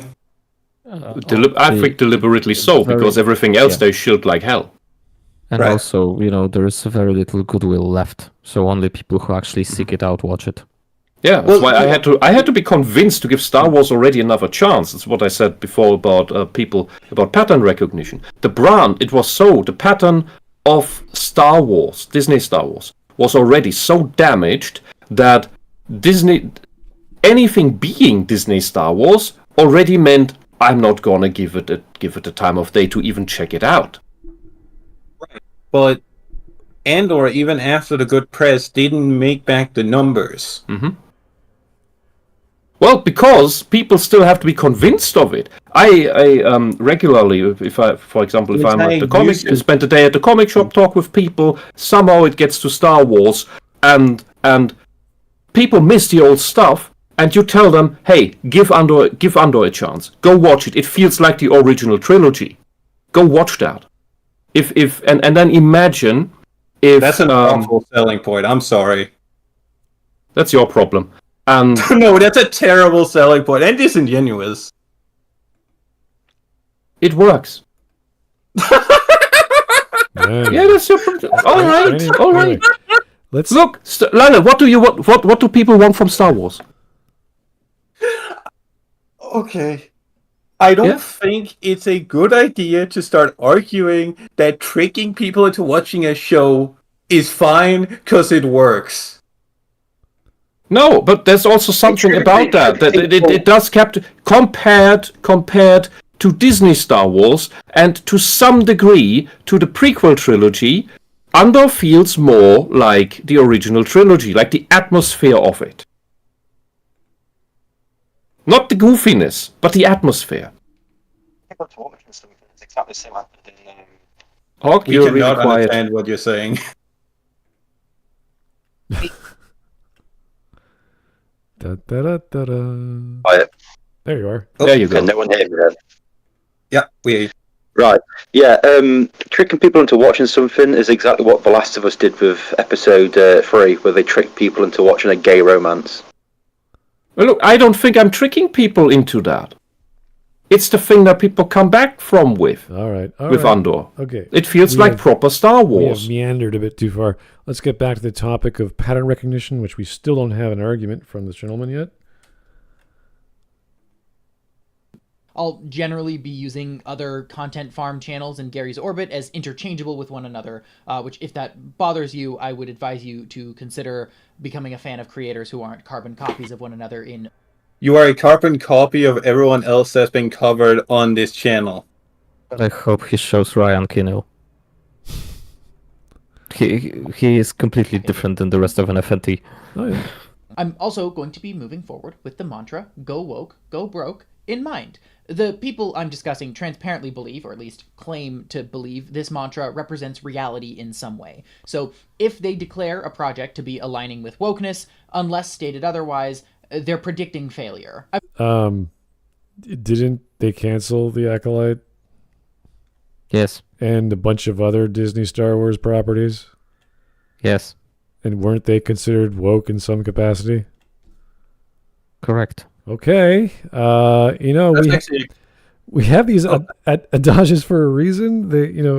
We don't like to make stereotypes, but if they fit, we use them. If they don't fit, we stop using them. It's very simple. So, Right. it's nothing complicated. This actually leads into something I wanted to mention of why I think it's a bad idea to go for the viewing numbers and just look at the raw sales numbers for a movie, for example, for properties like Star Wars as for its success. Because you know why Andor got a second season? Like, you know why they gave that shit a second try, despite the low viewer numbers? The ratio between cost and money they got back was high. Yes. And a second part of that is merchandise. Andor merchandise, really. Yeah. Huh. It I can't stayed. speak about that. So Andor, no, Wisp, you had it. You were talking about it very loudly a couple of minutes ago. Andor has the feel that people that are desperate for anything Star Wars have been looking for a very long time. I would argue it's far from the OT, but it is a Star Wars vibe. And It doesn't Andor has that. necessarily mean it sells merch at this point, because Disney merch has been relatively shit in quality. Oh, it doesn't matter what the quality is. If it pushes people towards the merchandise, if it pushes people to talk about Andor, And Andor won't get kids to want merchandise, because Andor is not really a kids show. it doesn't have to be. It doesn't have to be kids buying the toys or pre-ordering the figures or buying the limited edition like comic book versions of the extended tales of Globshitter the Third from Andor. That doesn't really matter whether it's kids or adults buying it. They see the numbers after the products come out, they see the engagement around it, and then they declare, okay, let's give this a second shot. They saw the pre-order numbers for the Acolyte and canned that shit before it even had a chance to breathe. They saw the direction the public was talking about the show. They saw that their bot engagement wasn't working. People were mocking them. People were making fun of them, and they canned it. Whereas Andor got a second season and single-handedly revived the Battlefront fan base because people are desperately hungry for Star Wars. Mm-hmm. I have another theory with a little more tinfoil about the second season. Oh, because so the thing is, and that also something that I wanted to comment for Jay Jameson, why care about Andor? Because after the Disney trilogy, because one of the things Andor manages and really tries hard and I think succeeds to 99% is to detach completely, like dodge around basically everything else that the Disney Star Wars does. You can watch it completely detached from all of Disney Star Wars and imagine it only existing within the Lucas Star Wars universe. Well, okay. That works. That works. It takes that effort. And while being serious about everything and having competent men as well, I think they tried the second season to be and to really keep an eye on the making of it this time, and to force in all the woke checklist in order to torpedo it, to destroy it, which everything being contained to the first 3 episodes might work if you then check out. Well, there was but if you watch on, you get the proper show. There was the Lando show that was pitched. I don't know if they actually did principal photography or they got past the concept stage. There was something that was going to be a spin-off of The Mandalorian, I think, because that did its own thing. And I think it was called Rangers or something like that. That never took off. Of course, the Acolyte just was too expensive. There's no way they could have kept making that without the backing of the rest of the money-making options from not toys. I knew they made toys. I don't think anyone bought them though. They make toys. They make advertising. They make art books. They make anything you can think of around the house. You make a Andor or Acolyte version, and they push that out actually either before or after the release of TV series. It's basically the only way they can make a solid ground basement on whether it makes money back, because you can watch the show all you want. It doesn't earn the money. Yeah, I do recall during this, not the summer, but last year after the summer, September, October, they were doing all these theme parks, and they had to take them out or cancel the theme park entirely of the Star Wars experience or whatever. They had the exorbitant prices for hotels there and drinks and what have you. So who the hell wants the Canto Bight experience? Some fans do. That would be cool. Which is just spending a whole lot of money. Yeah, I know. But that's what we still have Star Wars style experiences in Florida, Disneyland, so you can go to them still. But the other ones throughout the world have been either canceled or completely shuttered. So yeah, it's happening. J. James in the chat says, I can't see myself watching it without thinking about the Disney trilogy. Yes, I understand that. That is why they try to get a hold of every brand and make sequels and new installments of every franchise because they want to create this effect in everything, so that you hate everything, so that you have nothing anymore through rejecting everything through your disgust, and that is how they kill culture. Well, that is what the culture war is. The announcement of Spaceballs is always a wonderful thing. I've heard that they're even smart enough to shoot all the scenes with Mel Brooks first. That's just good. In case. Yeah, no, I was surprised to see that. I was like, they're bringing the sequel. I just learned this last week. Somebody in the comic shop told me, and told me that they went to Rick Moranis' house and besieged him and harassed him to do things, to come out of retirement. Please stop singing. Which is really country music, Rick, please. but which is really funny, because back in the day it was Rick Moranis who wanted to do Spaceballs 3. And it was Mel Brooks who didn't want to. Well, the great. fact that we don't have John Candy anymore, but the fact that they're bringing out all the old guys for I don't know as many as they can, probably a lot of their stormtroopers. Yeah, it's like Iceman when they were getting him Top Gun. He didn't want to be in Top Gun, but then the actor came back when he heard that there was a sequel, and he told reportedly. He begged the studio to have him featured in it. And then gave the go-ahead for the AI module for his voice. Oh, really? Wow. Yeah. Is that Val Kilmer? He wanted to close out on the story. Yeah. Okay. Val Kilmer, yeah. I got you. I still haven't seen it, but I'll get around to it. Whew. Okay. Well, talking about better stuff. I know. This video is just... There's no argument yet. He's just poking holes or trying to poke half the video's been set up. Yeah. I've covered examples of anti-woke predictions in the past on this channel. Wow. For instance, the time that Jeremy Gamers tried to attack X-Men 97 for having a trans person in it, proclaiming, fuck this show, because it did a wokeness. Incidentally, Nerdrotic agreed with this sentiment. It rewrote but the character. Jeremy took this a step further, claiming the show had been ruined by wokeness, in case these comments were somehow too ambiguous for you. Everyone thought this show was gonna be ass, and the viewer numbers show it. It wasn't just the Republican evil right-wingers, again, riding out into the dark with their lanterns. And look, the character they rewrote into their version of trans has an evil face on with a smirk. What a surprise. Yeah, I still haven't watched Everything it. about this has red alarm bells all over it. All the shows I love. If anyone ever looks at you like that, run away. Yeah. And take your children with you, because... all Please these, have a gun at the ready. well, all these things from my childhood, I'm like, I'm going to skip that. I don't want to bother. Spaceballs I'll watch, though.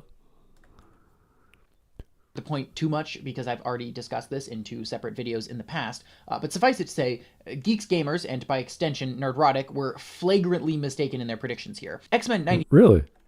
was woke to the extent that word even means anything anymore, to be sure, but it was almost universally... The ones who make words not mean anything anymore is you people.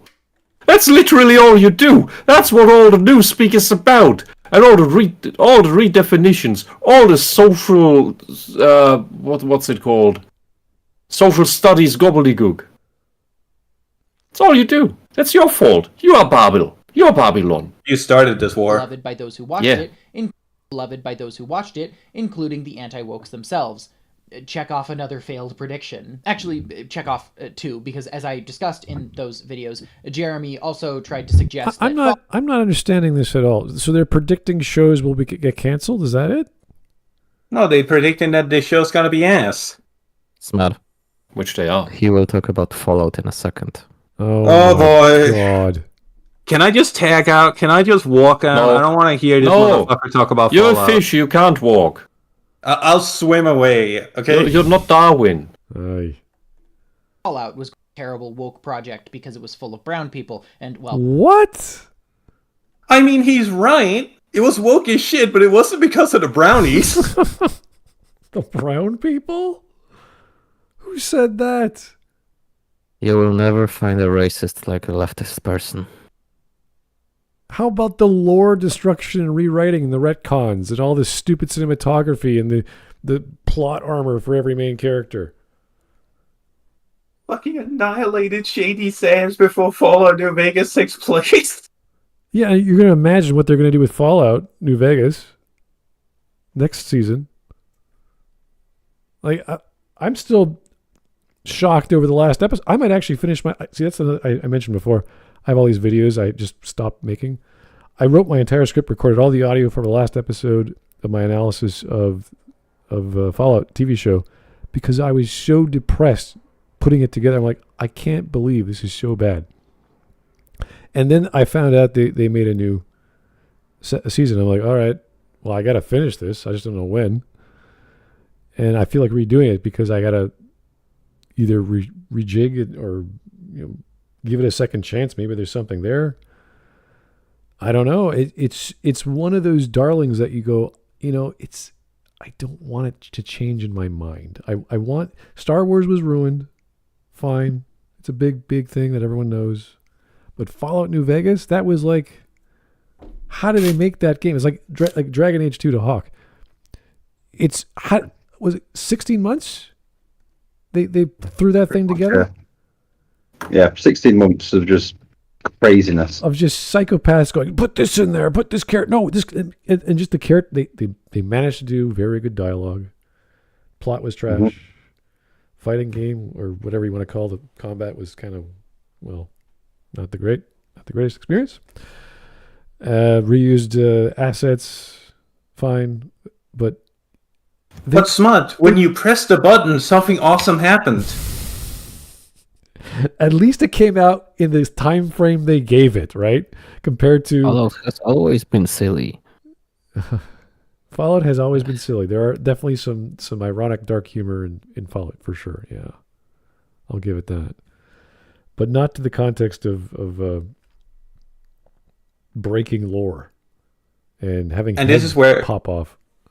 And this is partially why I wanted you guys to just explain what you mean by success, because the way I see it, the Fallout TV show was a massive success both financially and publicly. Unfortunately, we are a minority. No, I don't actually think it was that much of a success publicly. The osmosis of the show disappeared within 2-3 weeks of the final episode.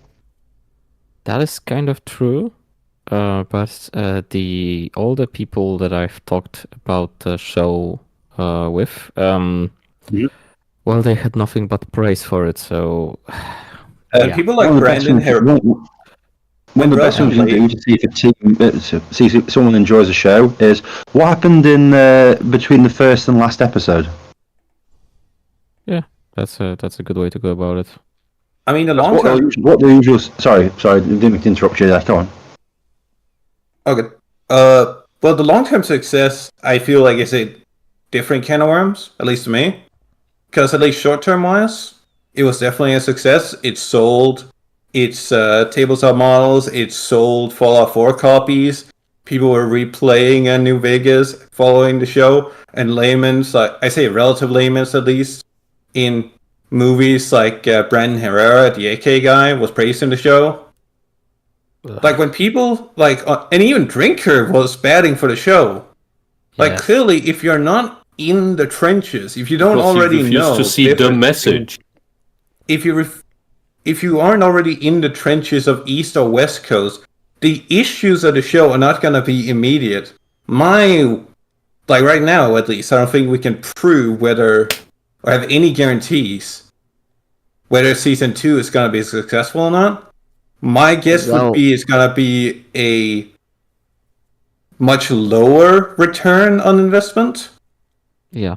What they are going to do, most likely, what I think they are going to do is they have to whip out all of the media machines before the show premieres.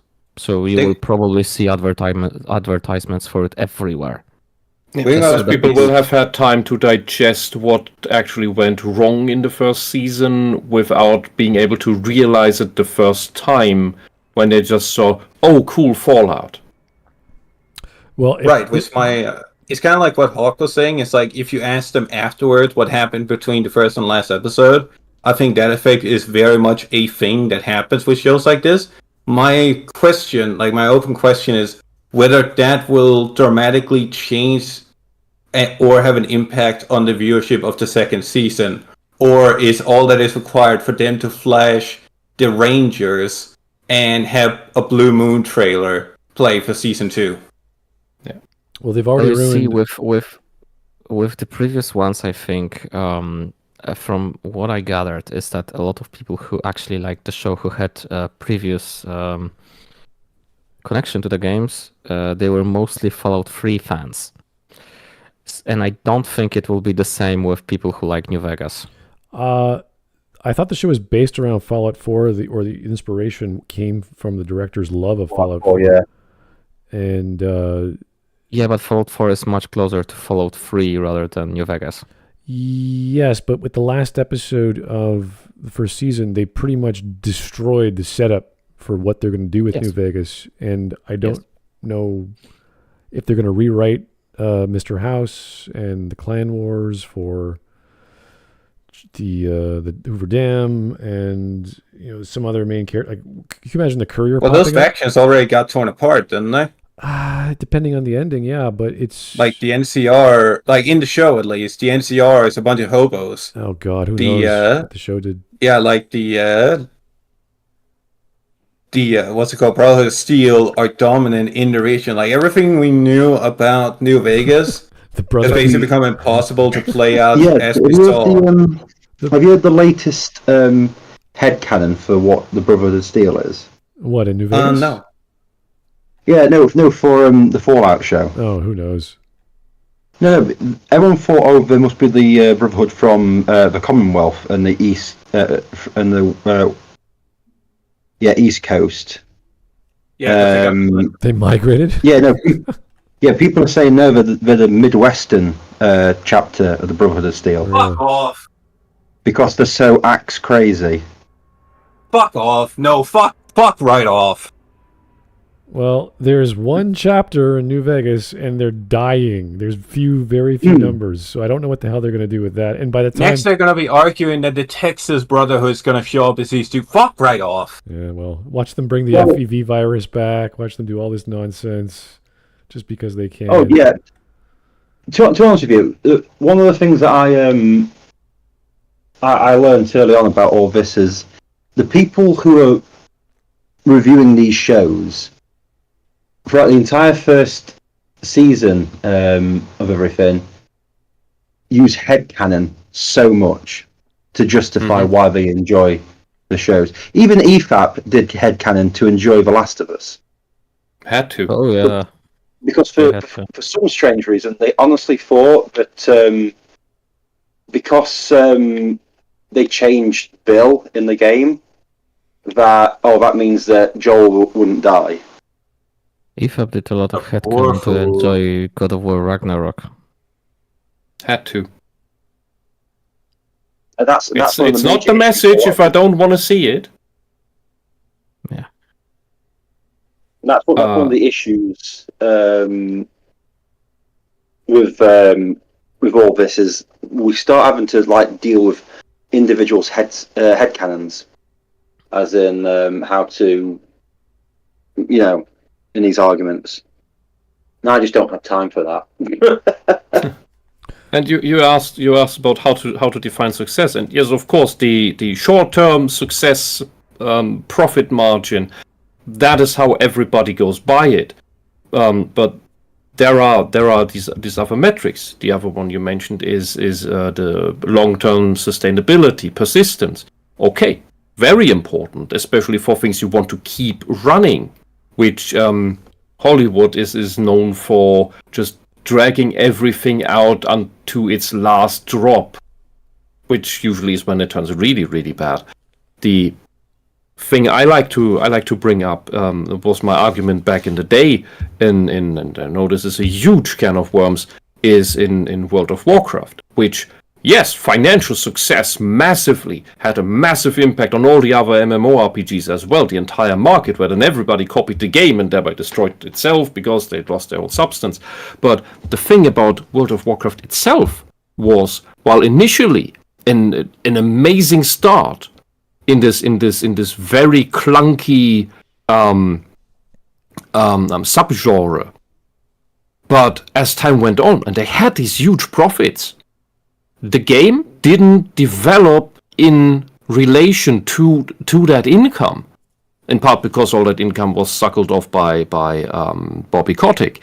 But the thing with World of Warcraft, yes, it was a short-term success, and yes, it kept growing and growing and growing, but the quality of the game did not improve. The writing did not improve or even stay on a level. Bugs were not fixed.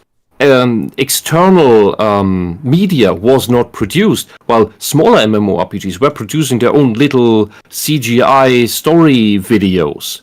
World of Warcraft could have done that, but didn't. The very company that was known for the best video game cutscenes in the West didn't do it when they had the endless amount of finances to do it now, finally.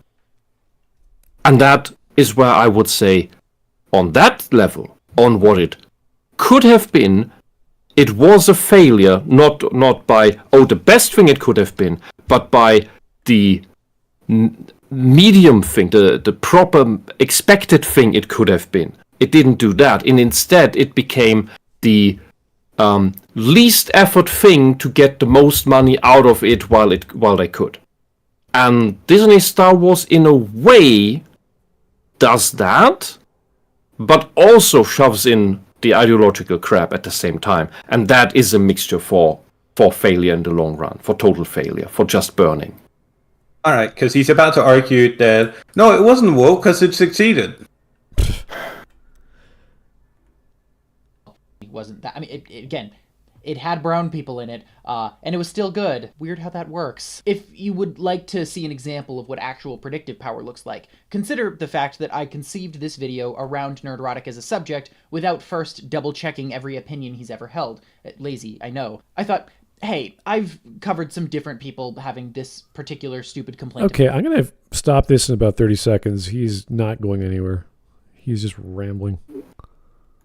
Well, he's just trying to put the finger into what he thinks are wounds. Same complaint. So I went and checked, and was of course correct, as usual. Not because I'm some sort of a special super genius or anything, but because I bother to understand the beliefs and patterns of the people I criticize. There was of course the infamous attempt by anti-fans to predict Guardians of the Galaxy. Anti-fans, again, here we go. It would be nice if he understood the patterns of his own side and its failures. Woke monstrosity because Nebula's boobs weren't big enough in the promotional material. I say infamous, except I imagine most of these people's fan bases have forgotten about this blunder because... who cares? They criticize someone's chest size. What's the big deal?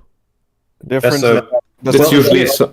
This is the reason why I don't like Nerdrotic and the people, like, just by the nature of what he's pushing, is because he is the drummer. He picks up shit other people are talking about online and pushes it before anyone really knows what is going on.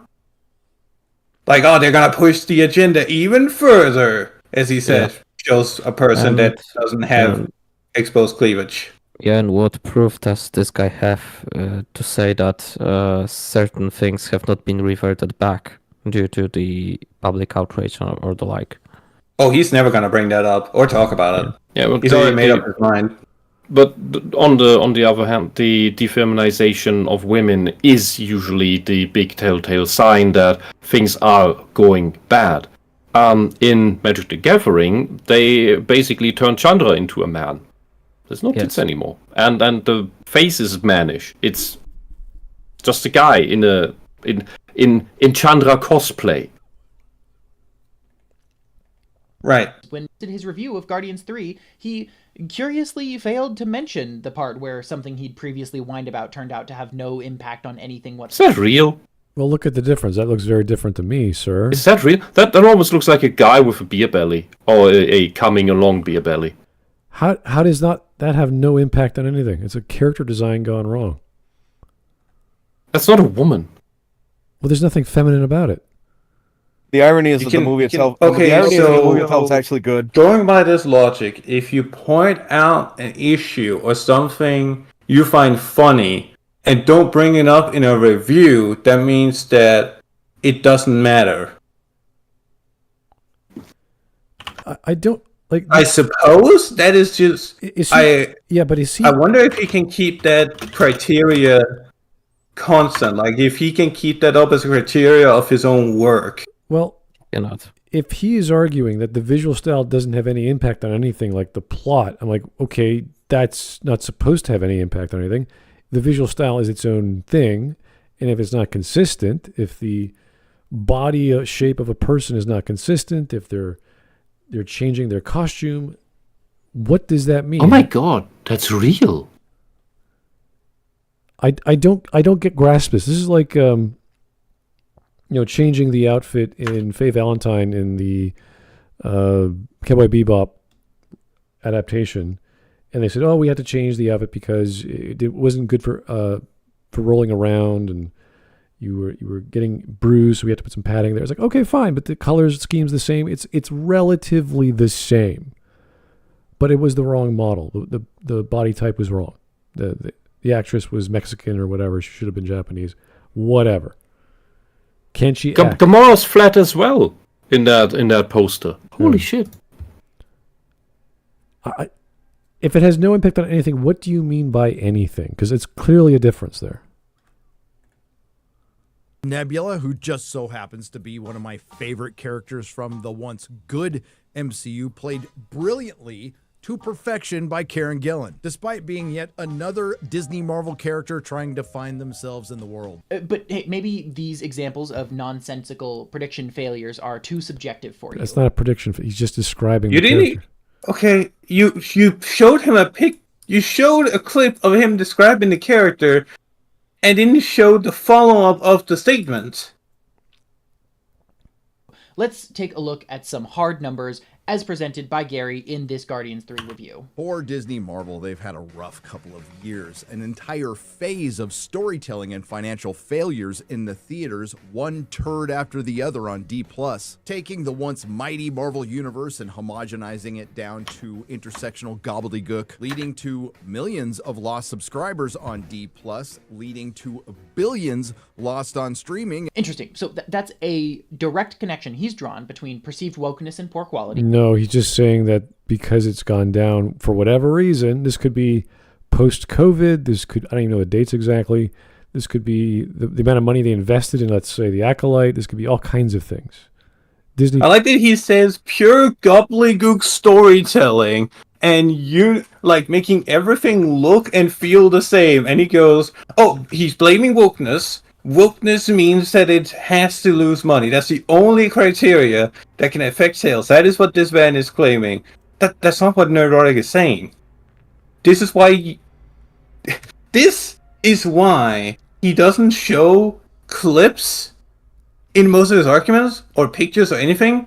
Because if you actually pulled up the survivor bias and asked him, how does this relate to your point? He'd just stare at you. When you pull up the numbers, and he's like, oh, but you mentioned woke. Yes. Well, there's plenty of reasons why a company gains or lose money every year or every quarter, and we know that we know some of the reasons why they were losing money. They were spending too much money on theme parks. They invested in shows that didn't really have a return or weren't very popular. Yes, and Nerdrotic is very focused on the woke and otherwise shitty storytelling, and then that leading to, like, adding to the losses of people's interest. And then this guy comes in going, oh, so you're saying it's just wokeness causing this? Yeah, there's 3 other streaming services that are bigger, I believe, than Disney Plus, and Netflix is definitely up there. So there's competition, there's deals made with whatever subscriptions. Like, say you change your bank, they'll give you like 3 months free, or you change your ISP, they'll give you a year subscription to Netflix or whatever. Like, this happens all the time. Maybe there was some big campaign that went on in whatever year this was. So there's lots of factors at play, and I'm sure bad shows are part of that. I just don't know in what capacity, because we're talking about a subscription, not a like a ticket that you're buying to watch the show. So right. So, and if he only brought that up, that would be a fine enough counterpoint. However, he also brought up just their straight up loss in revenue. Yeah. We don't know. I'd have to look at their quarterly report at the end of 2004 or whatever year this was and say, okay, what were they spending money on? Let's find out. And Gary even has the numbers to back. By all accounts, lose about 2.5 million subscribers. And if I were an anti-woke halfwit, I would probably immediately assume that this loss came directly as a result of woke Marvel or whatever. The only problem with this assessment is that as soon as anti-woke halfwit Malachi made this prediction, they took a closer look at the numbers, using nothing but the article Gary helpfully flashed on screen before not linking it in the description. I wonder why. Oh, that's right. Disney Plus actually gained subscribers in North America, and the loss was entirely a result of Disney losing the rights to stream cricket matches in India. Now, of course, you could fairly say here, Malachi, Gary isn't making bad predictions. He's just lying. He read the article, he knows the real cause, and is intentionally obfuscating it. And you're probably right. This isn't an example of the anti-wokes failing to observe a pattern. It's an example of them being unprincipled grifters. That or Gary is illiterate. But I'm still counting it because I mean, that is a good point. It's like, if the reference point about the MCU is about cricket matches that are completely unrelated to the MCU, then that's fine. But can we go back just to see Nerdrotic's point in regards to that whole bit? Like, does he say Disney or does he say MCU? Let's try it. This is Gary subscriber look came directly as Disney Plus did streaming. Interesting. Homogenizing it higher subject Karen Gillan, despite being yet another Disney Marvel character trying to find themselves in the world. But hey, maybe these examples of nonsensical prediction failures are too subjective for you. Let's take a look at some hard numbers as presented by Gary in this Guardians 3 review. For Disney Marvel, they've had a rough couple of years.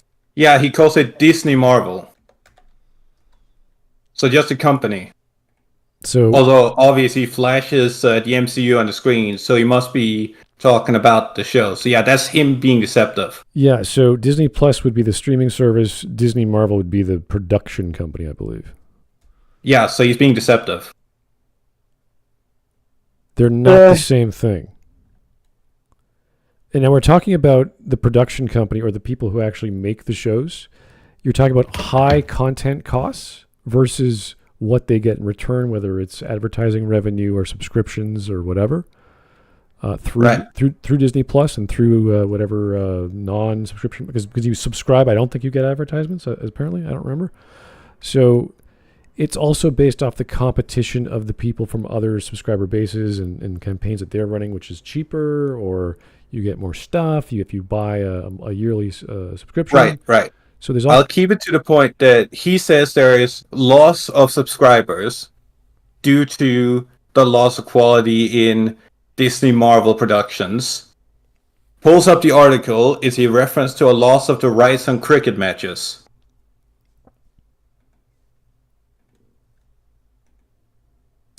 Of storytelling and financial failures in the theaters, one turd after the other on D+, taking the once mighty Marvel universe and homogenizing it down to intersectional gobbledygook, leading to millions of lost subscribers on D+, leading to billions lost on streaming. Interesting. So that's a...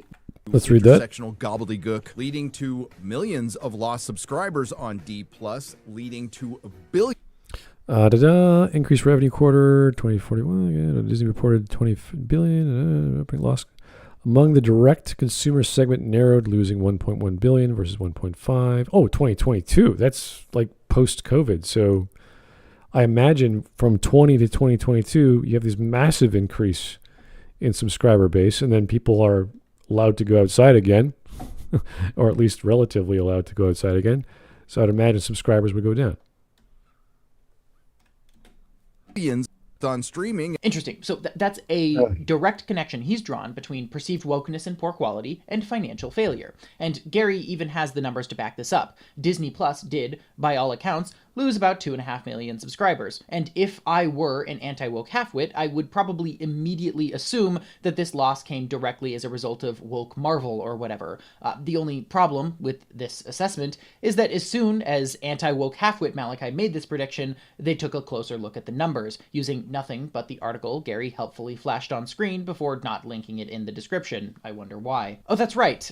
Disney Plus actually gained subscribers in North America, and the loss was entirely a result of Disney losing the rights to stream cricket matches in India. Now, of course, you could fairly say here, Malachi, Gary isn't making bad predictions. He's just lying. He read the article, he knows the real cause, and is intentionally obfuscating it. And you're probably right.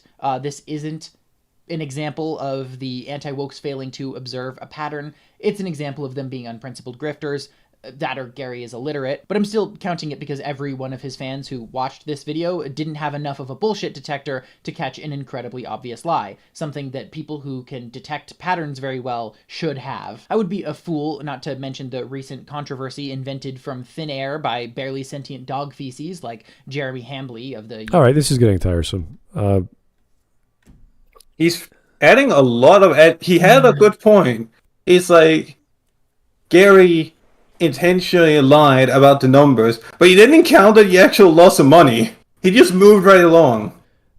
Well, I don't know why his... That was the other hand. I was going to give him the, you caught him in a bold-faced lie, obfuscating information, and then you ignored the rest of his points.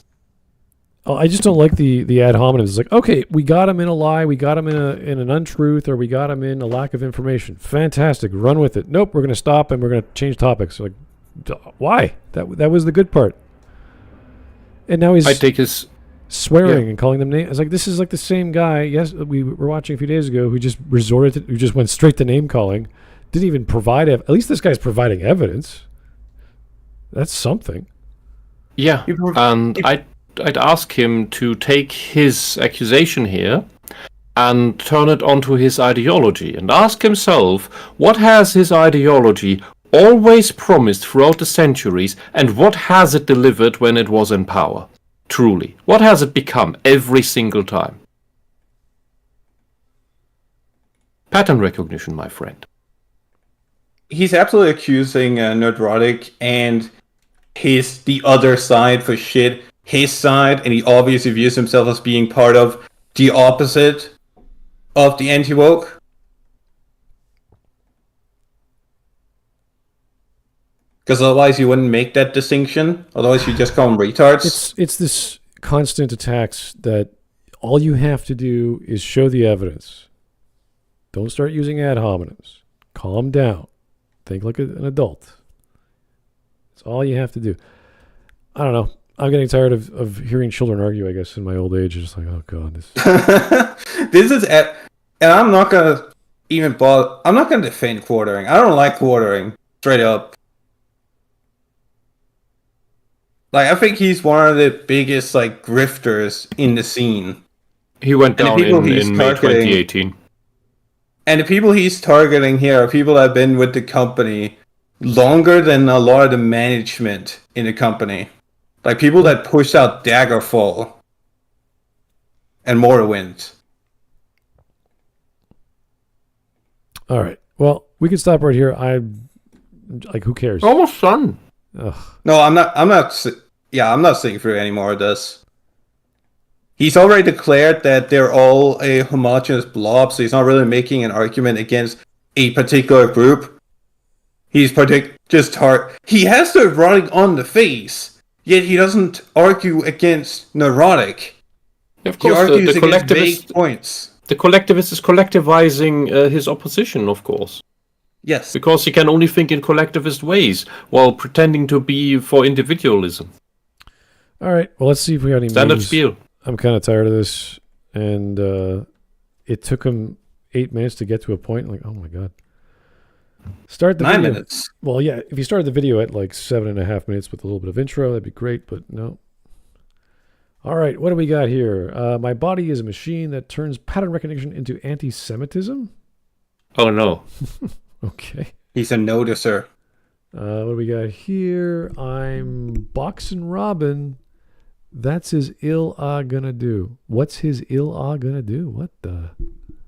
Is that those words? So I can ask you any question of any topic, anything. Okay, what is the name of the playable character from the video game Concord? No fair. There she is. Star Wars The Acolyte showrunner on how it'll change what we know about the Jedi and the Sith. Star Wars fans being subjected to another challenging installment.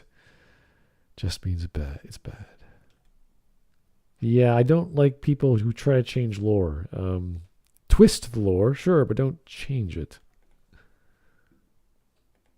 I'm altering the deal. Anakin, choke yourself. What? Damn it, waifu. What the? Huh? The hell? All right, what do we got here? Fandom Initiative Stooge Edgier Than Thou made a hit piece on Master and Raven. Those are not memes, Jeremy. Okay. Watch 2 minutes, and that's enough. Taking things out of context to paint a bad picture of us before addressing anything we have to say. Yeah, that's what happened. That's called priming the pump or poisoning the well. And honestly, it's funny that he has to resort to that. Also, according to the comments, he doesn't actually prove us wrong. If someone wants to watch the full thing, be my guest, but I can get the gist of him from the first 2 minutes, and I was impressed. Smaller channel trying to get attention. I respect the grind, but he admits he doesn't understand the node maps I found when he was interacted with me before earlier. Node maps. So clearly he doesn't take the time necessary to research simple things. He also clearly doesn't realize the other videos were made from chopped up segments from our live streams, which is sad because a bit of research would have told him that. Yeah, I don't know why we didn't cover him the last time, and he covered us, so we must have not paid attention or just didn't find anything value. All right, evolution can you give me pattern-seeking brain to avoid predators? Yes. Colorado Springs shooter identified as non-binary. Denver shooter identified as trans. Aberdeen shooter identified as trans. Nashville shooter identified as trans. Well, okay. That's part of the problem. It's definitely a small part, but still a problem. Memba them? What? Who? What Children of the Corn. Really? What do It's we a got here? joke. A circle in the Triangle Factory? How queer. I've never seen such a thing. I must inquire about this further with my superior post-haste. I guess we doing circles. Okay. Same thing? Choo-choo time? Wait, no. Same meme, different response. To avoid predators, actually recognize different train types like a boss. Choo-choo time. What? That's where train autism comes from, I suppose. Okay, and here we have... Oh no. What is that? That is ass. Yes, that is part of the intro to Friday Night Tights. Oh, and that's the Orville? Or the real BBC. Yeah. Okay. Whichever one it is. Batman Cape Crusader showrunner Bruce Timm says Penguin was gender swapped because one of the problems with Batman as he is there's a lack of good villains. What? Yeah. He actually said that. That's There was a insane. lack of recognizable good villains. I cannot believe that one bit. I'm so sorry. Batman has That's like the most. It's like Kathleen Kennedy saying, "Oh, there's no good Star Wars fiction. material we can make movies from." There's no good. Oh, jeez, I can't even talk that through in my head. It's so stupid. All right. What the? I don't want to know. That's just parts from the intro from Friday Night Tights. Yeah. Yes. That's not really memes. I mean, people can go watch Friday Night Tights. The intro is funny to watch. I don't get it. I keep destroying bad guys by twerking, but people keep hating my show. Poor kids are just as bright and just as talented as Imperial kids. Jeez. That's a lot going on there. Since the 40 minutes of left-leaning white guy video essay commentary video. No, sir. No more Maggie May fishes. What an awful dream. Ones and zeros everywhere, and I thought I saw 2. It was just dream bender. There's no such thing as a 2. All right. Whoa. When you have great pattern recognition because of ADHD, so your friends start thinking you're psychic? ADHD doesn't give you pattern recognition. What are your hobbies? Pattern? No. The Chad Noticer notices things and uses pattern recognition to create an accurate worldview. Astutely observes anti-European sentiment originating from the same group over and over again. Ability to recognize who 40% of billionaires are despite being 2% of the population. Increasing his noticing activity results in even more things to notice. What? You need to work on your drawing skills because that is the ugliest chat I've ever seen. Racism, pattern recognition. Yeah. What do we got here? He did it. He healed. He said the thing. Star Wars doesn't have enough girls. We've always loved Leia and Ashoka meme. Is that it? Oh, that's a big one. What's with this misogynist design for incels? What? Can't you be an empowered feminist icon like Laura Croft? Can't you be an empowered Every time. like Bayonetta? I don't. Is that this is what's happened every time. They complained about the good-looking female strong character that everybody loved to be a horribly sexist depiction of women, and then when the next one came out, praised that as a feminist icon while complaining about the sexiness of the new character. I thought they hated this has happened with every single one of these. I thought Stellar Blade was based off Tubi or inspired by No, it's the wife of the creator. Yeah, but they didn't like 2B because she was a female doll, and you could. Oh, no, they didn't like to be because she looked good. Yeah, unrealistic standards for women. Yeah. Then the moment that Blade came out, they were like, "Oh, but 2B was fine because she's more than just a sex appeal. She's a robot with deep storylines." They didn't give a shit about that when she came out. They wanted to argue that we don't like beautiful women. It gives us competition. The power of one. Probably the power didn't of even play the two, game. The power of average audience scores. Okay. The power of one, the power of two. We can't even count to 3. Yeah. I can't read that. Views, blah blah blah. I love democracy. Okay. 100 years earlier, I saw the Jedi that there were twins conceived with the Force. Anakin isn't a big deal. What? You knew that? Yes, that is an actual point in Acolyte. Instead of, what about the droid attack on the Wookiees? It's, what about the immaculate conception of twins? First 2 black characters in a Star Wars, they don't have a father. I just saw that one. What's going on? Please don't save your memes at the size of postcard stamps. I finally saw Sinners yesterday. By these people's standards, it's one of the wokest movies I've ever seen. It's also raking in the cash at the box office. What's your point? You can't spell Nerdrotic without meth? What? Having actually watched Sinners, it's just a black movie. Although, no, it's anti-Irish. It's very anti-Irish. I don't know what the fuck the director has against the Irish. So it's a black movie that's against gingers. And it has a vampires or some kind of... The Irish vampire wants to conquer the blacks because they can summon spirits back from the dead with their songs. Okay. Lala, don't you realize? The N-words want to get rid of the redheads. It's the ancient war. The point about Princess Peach's outfit in the Mario movie is also an example of blatant tourism, because none of these grifters apparently knew that the pink biker suit has been a common feature for Peach in Mario Kart for decades now. That is true.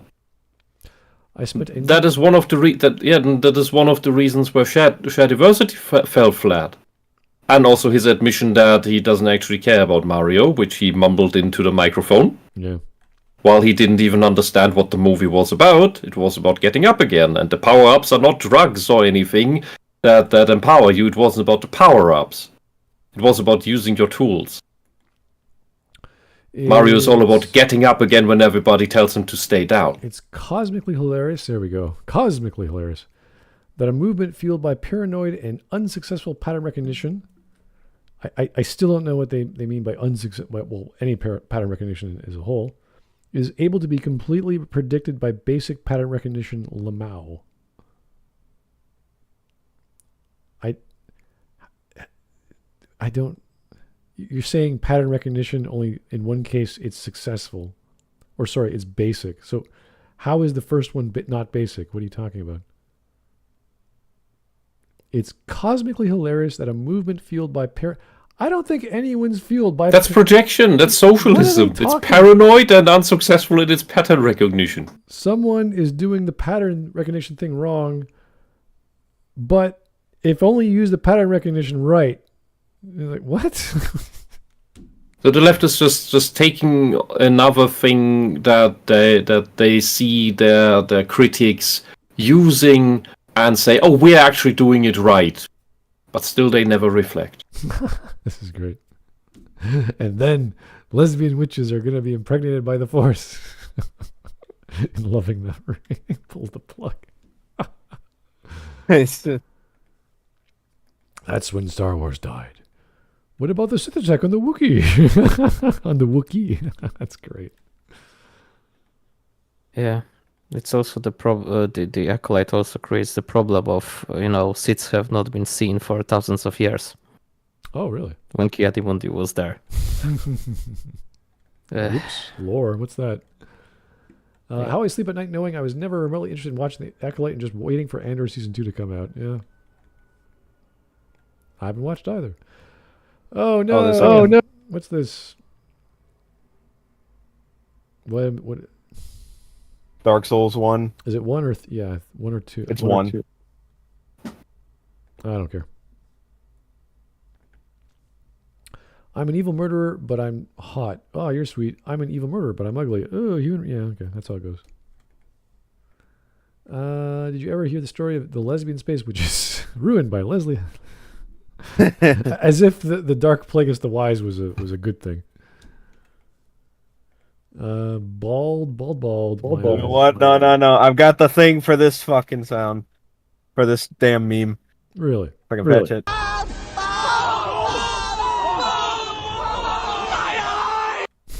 It's literally from the first SpongeBob movie.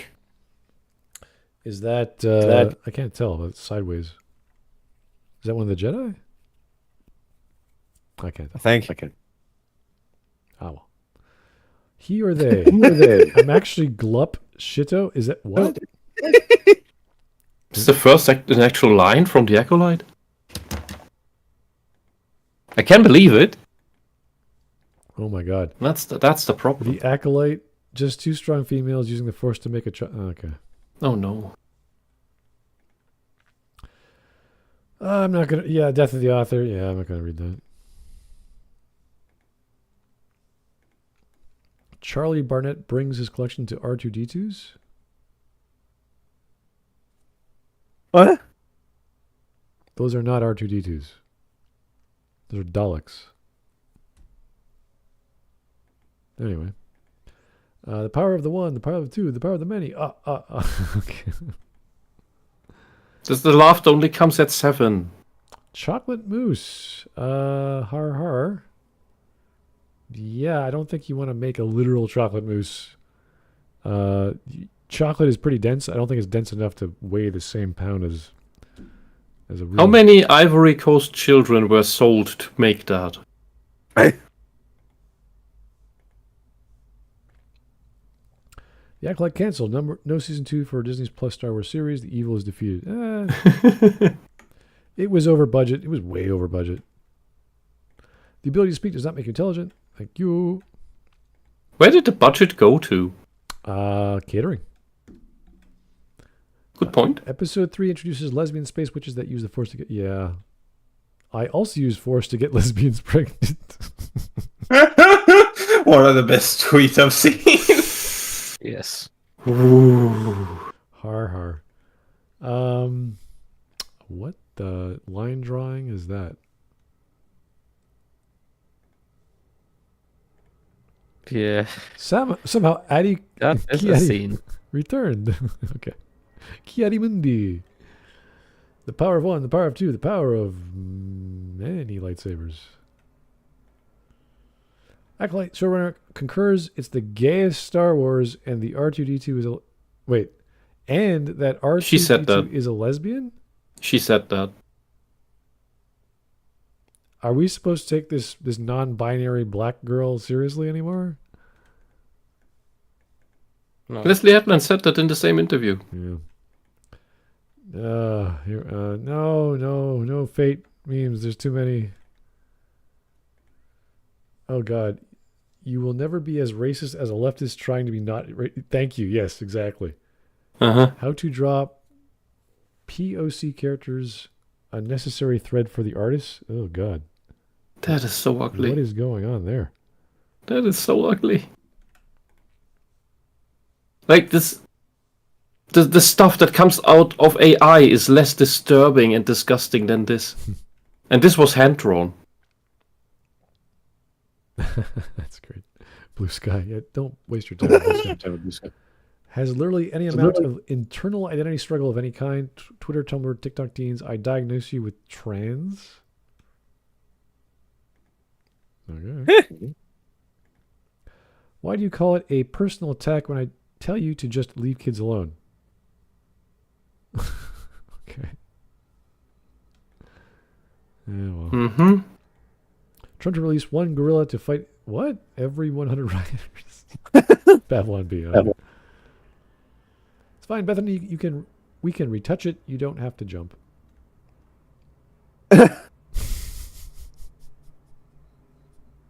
Poor Bethany. All right. What's this? Let me just put the video seconds. The video 7 seconds. 6, 7 seconds. The Bible. This is the Bible. You question the words of the mighty Jimmy? The what? The Bible. I took this pic today and it reminded me of the trans boy Wojak. You always with the ear rape. Trans meme that was just affirming your... Okay. We need more action, excitement, in Andor. Best I can do is rape. Oh my god. Oh, that was a fun couple of days. Then and now. What the fuck do you think Jabba was doing? What the hell did they do to Rogue's ass? They flattened it. Yep. Holy crap, she's... Same day now. Back then they came for the asses. Now they came for the tits. Rogue and... Well, they're done with the tits. They're coming for the faces now. Rogue and Storm were just gorgeous women on the television, so I don't know why they would get rid of that. The funny thing is with Storm, they started her out in that show with the mohawk, and then they undid it. Oh, you mean 97? In 97, yeah. They started out with the original outfit from the 90s cartoon, but with the mohawk, but then they went back and actually gave her the black outfit with the straight hair. Oh, that's weird. The mohawk's actually pretty cool. I would say it only really looks good in Marvel Rivals because they actually gave her the outfit to match it in that game. That's really the only time. This is good. Mark my words. I still don't think Wolverine could survive Rogue, but anyway. Why can't they draw characters like that in the series? I mean, look at that armor, yeah. Yeah, the detail on the armor. Oh, Jesus, what did they do to her? In what? Which one you on? Moise's graphic art and design. Here we go. Actual product prototype presented and advertised. Still needs to do more squats. Trying to remember what that was. Don't know. Rogue That is still hanging. Rogue from X-Men Evolution. Well, that's X-Men Evolution. That's different art style. That was a good show, though. Yeah, but look, the thing here, this is a good example of how the people draw these days. They're all just drawing these weird fashion design dolls. Because that's what the stance is, that's what the skinniness is. Yeah, but X-Men Evolution was 2000s, though. And it was a good show. How is it irresponsible? Yeah, but his art style needs to die. To use my powers? What? What is this? It's a reference to I think the third Sonic movie. Really? Where the live-action actor for Cyclops is in that. Ooh. Someone said when they bring Rogue to the MCU, I hope they do the right thing for the fans and cast Hilary Duff. And I agree. Well, I mean, they already have multiple versions of Rogue. I think she might have said something about being interested in actually doing that. Volume 3, Guardians of the Galaxy. There we go. Yeah, it's real. It's real. Look at that's a man, and it's a man who's been never to the gym, never worked out, and is too often at the bar. The irony is I'm not even sure the face is Nova. I think that's a man too. The irony is that the movie was actually good. But yeah. Skinner's is a woke movie. Nerdrotic likes Sinners. Well, he didn't make a video on it. Drinker likes Sinners and made a video on it. Well, he did so on his second channel. That invalidates somehow. They're totally bigots, guys. Trust me. Well, people can like movies whenever they want. It's fine. I disliked it because it was boring. It's going to be Arab. It's going to be black. It's going to be Asian. It's going to be Hispanic. It's going to be Arab again. Oh, it's the same. Everyone's fine. It's okay to be normal. It's okay to be normal. Especially after watching it almost back to back with Vampire Hunter D.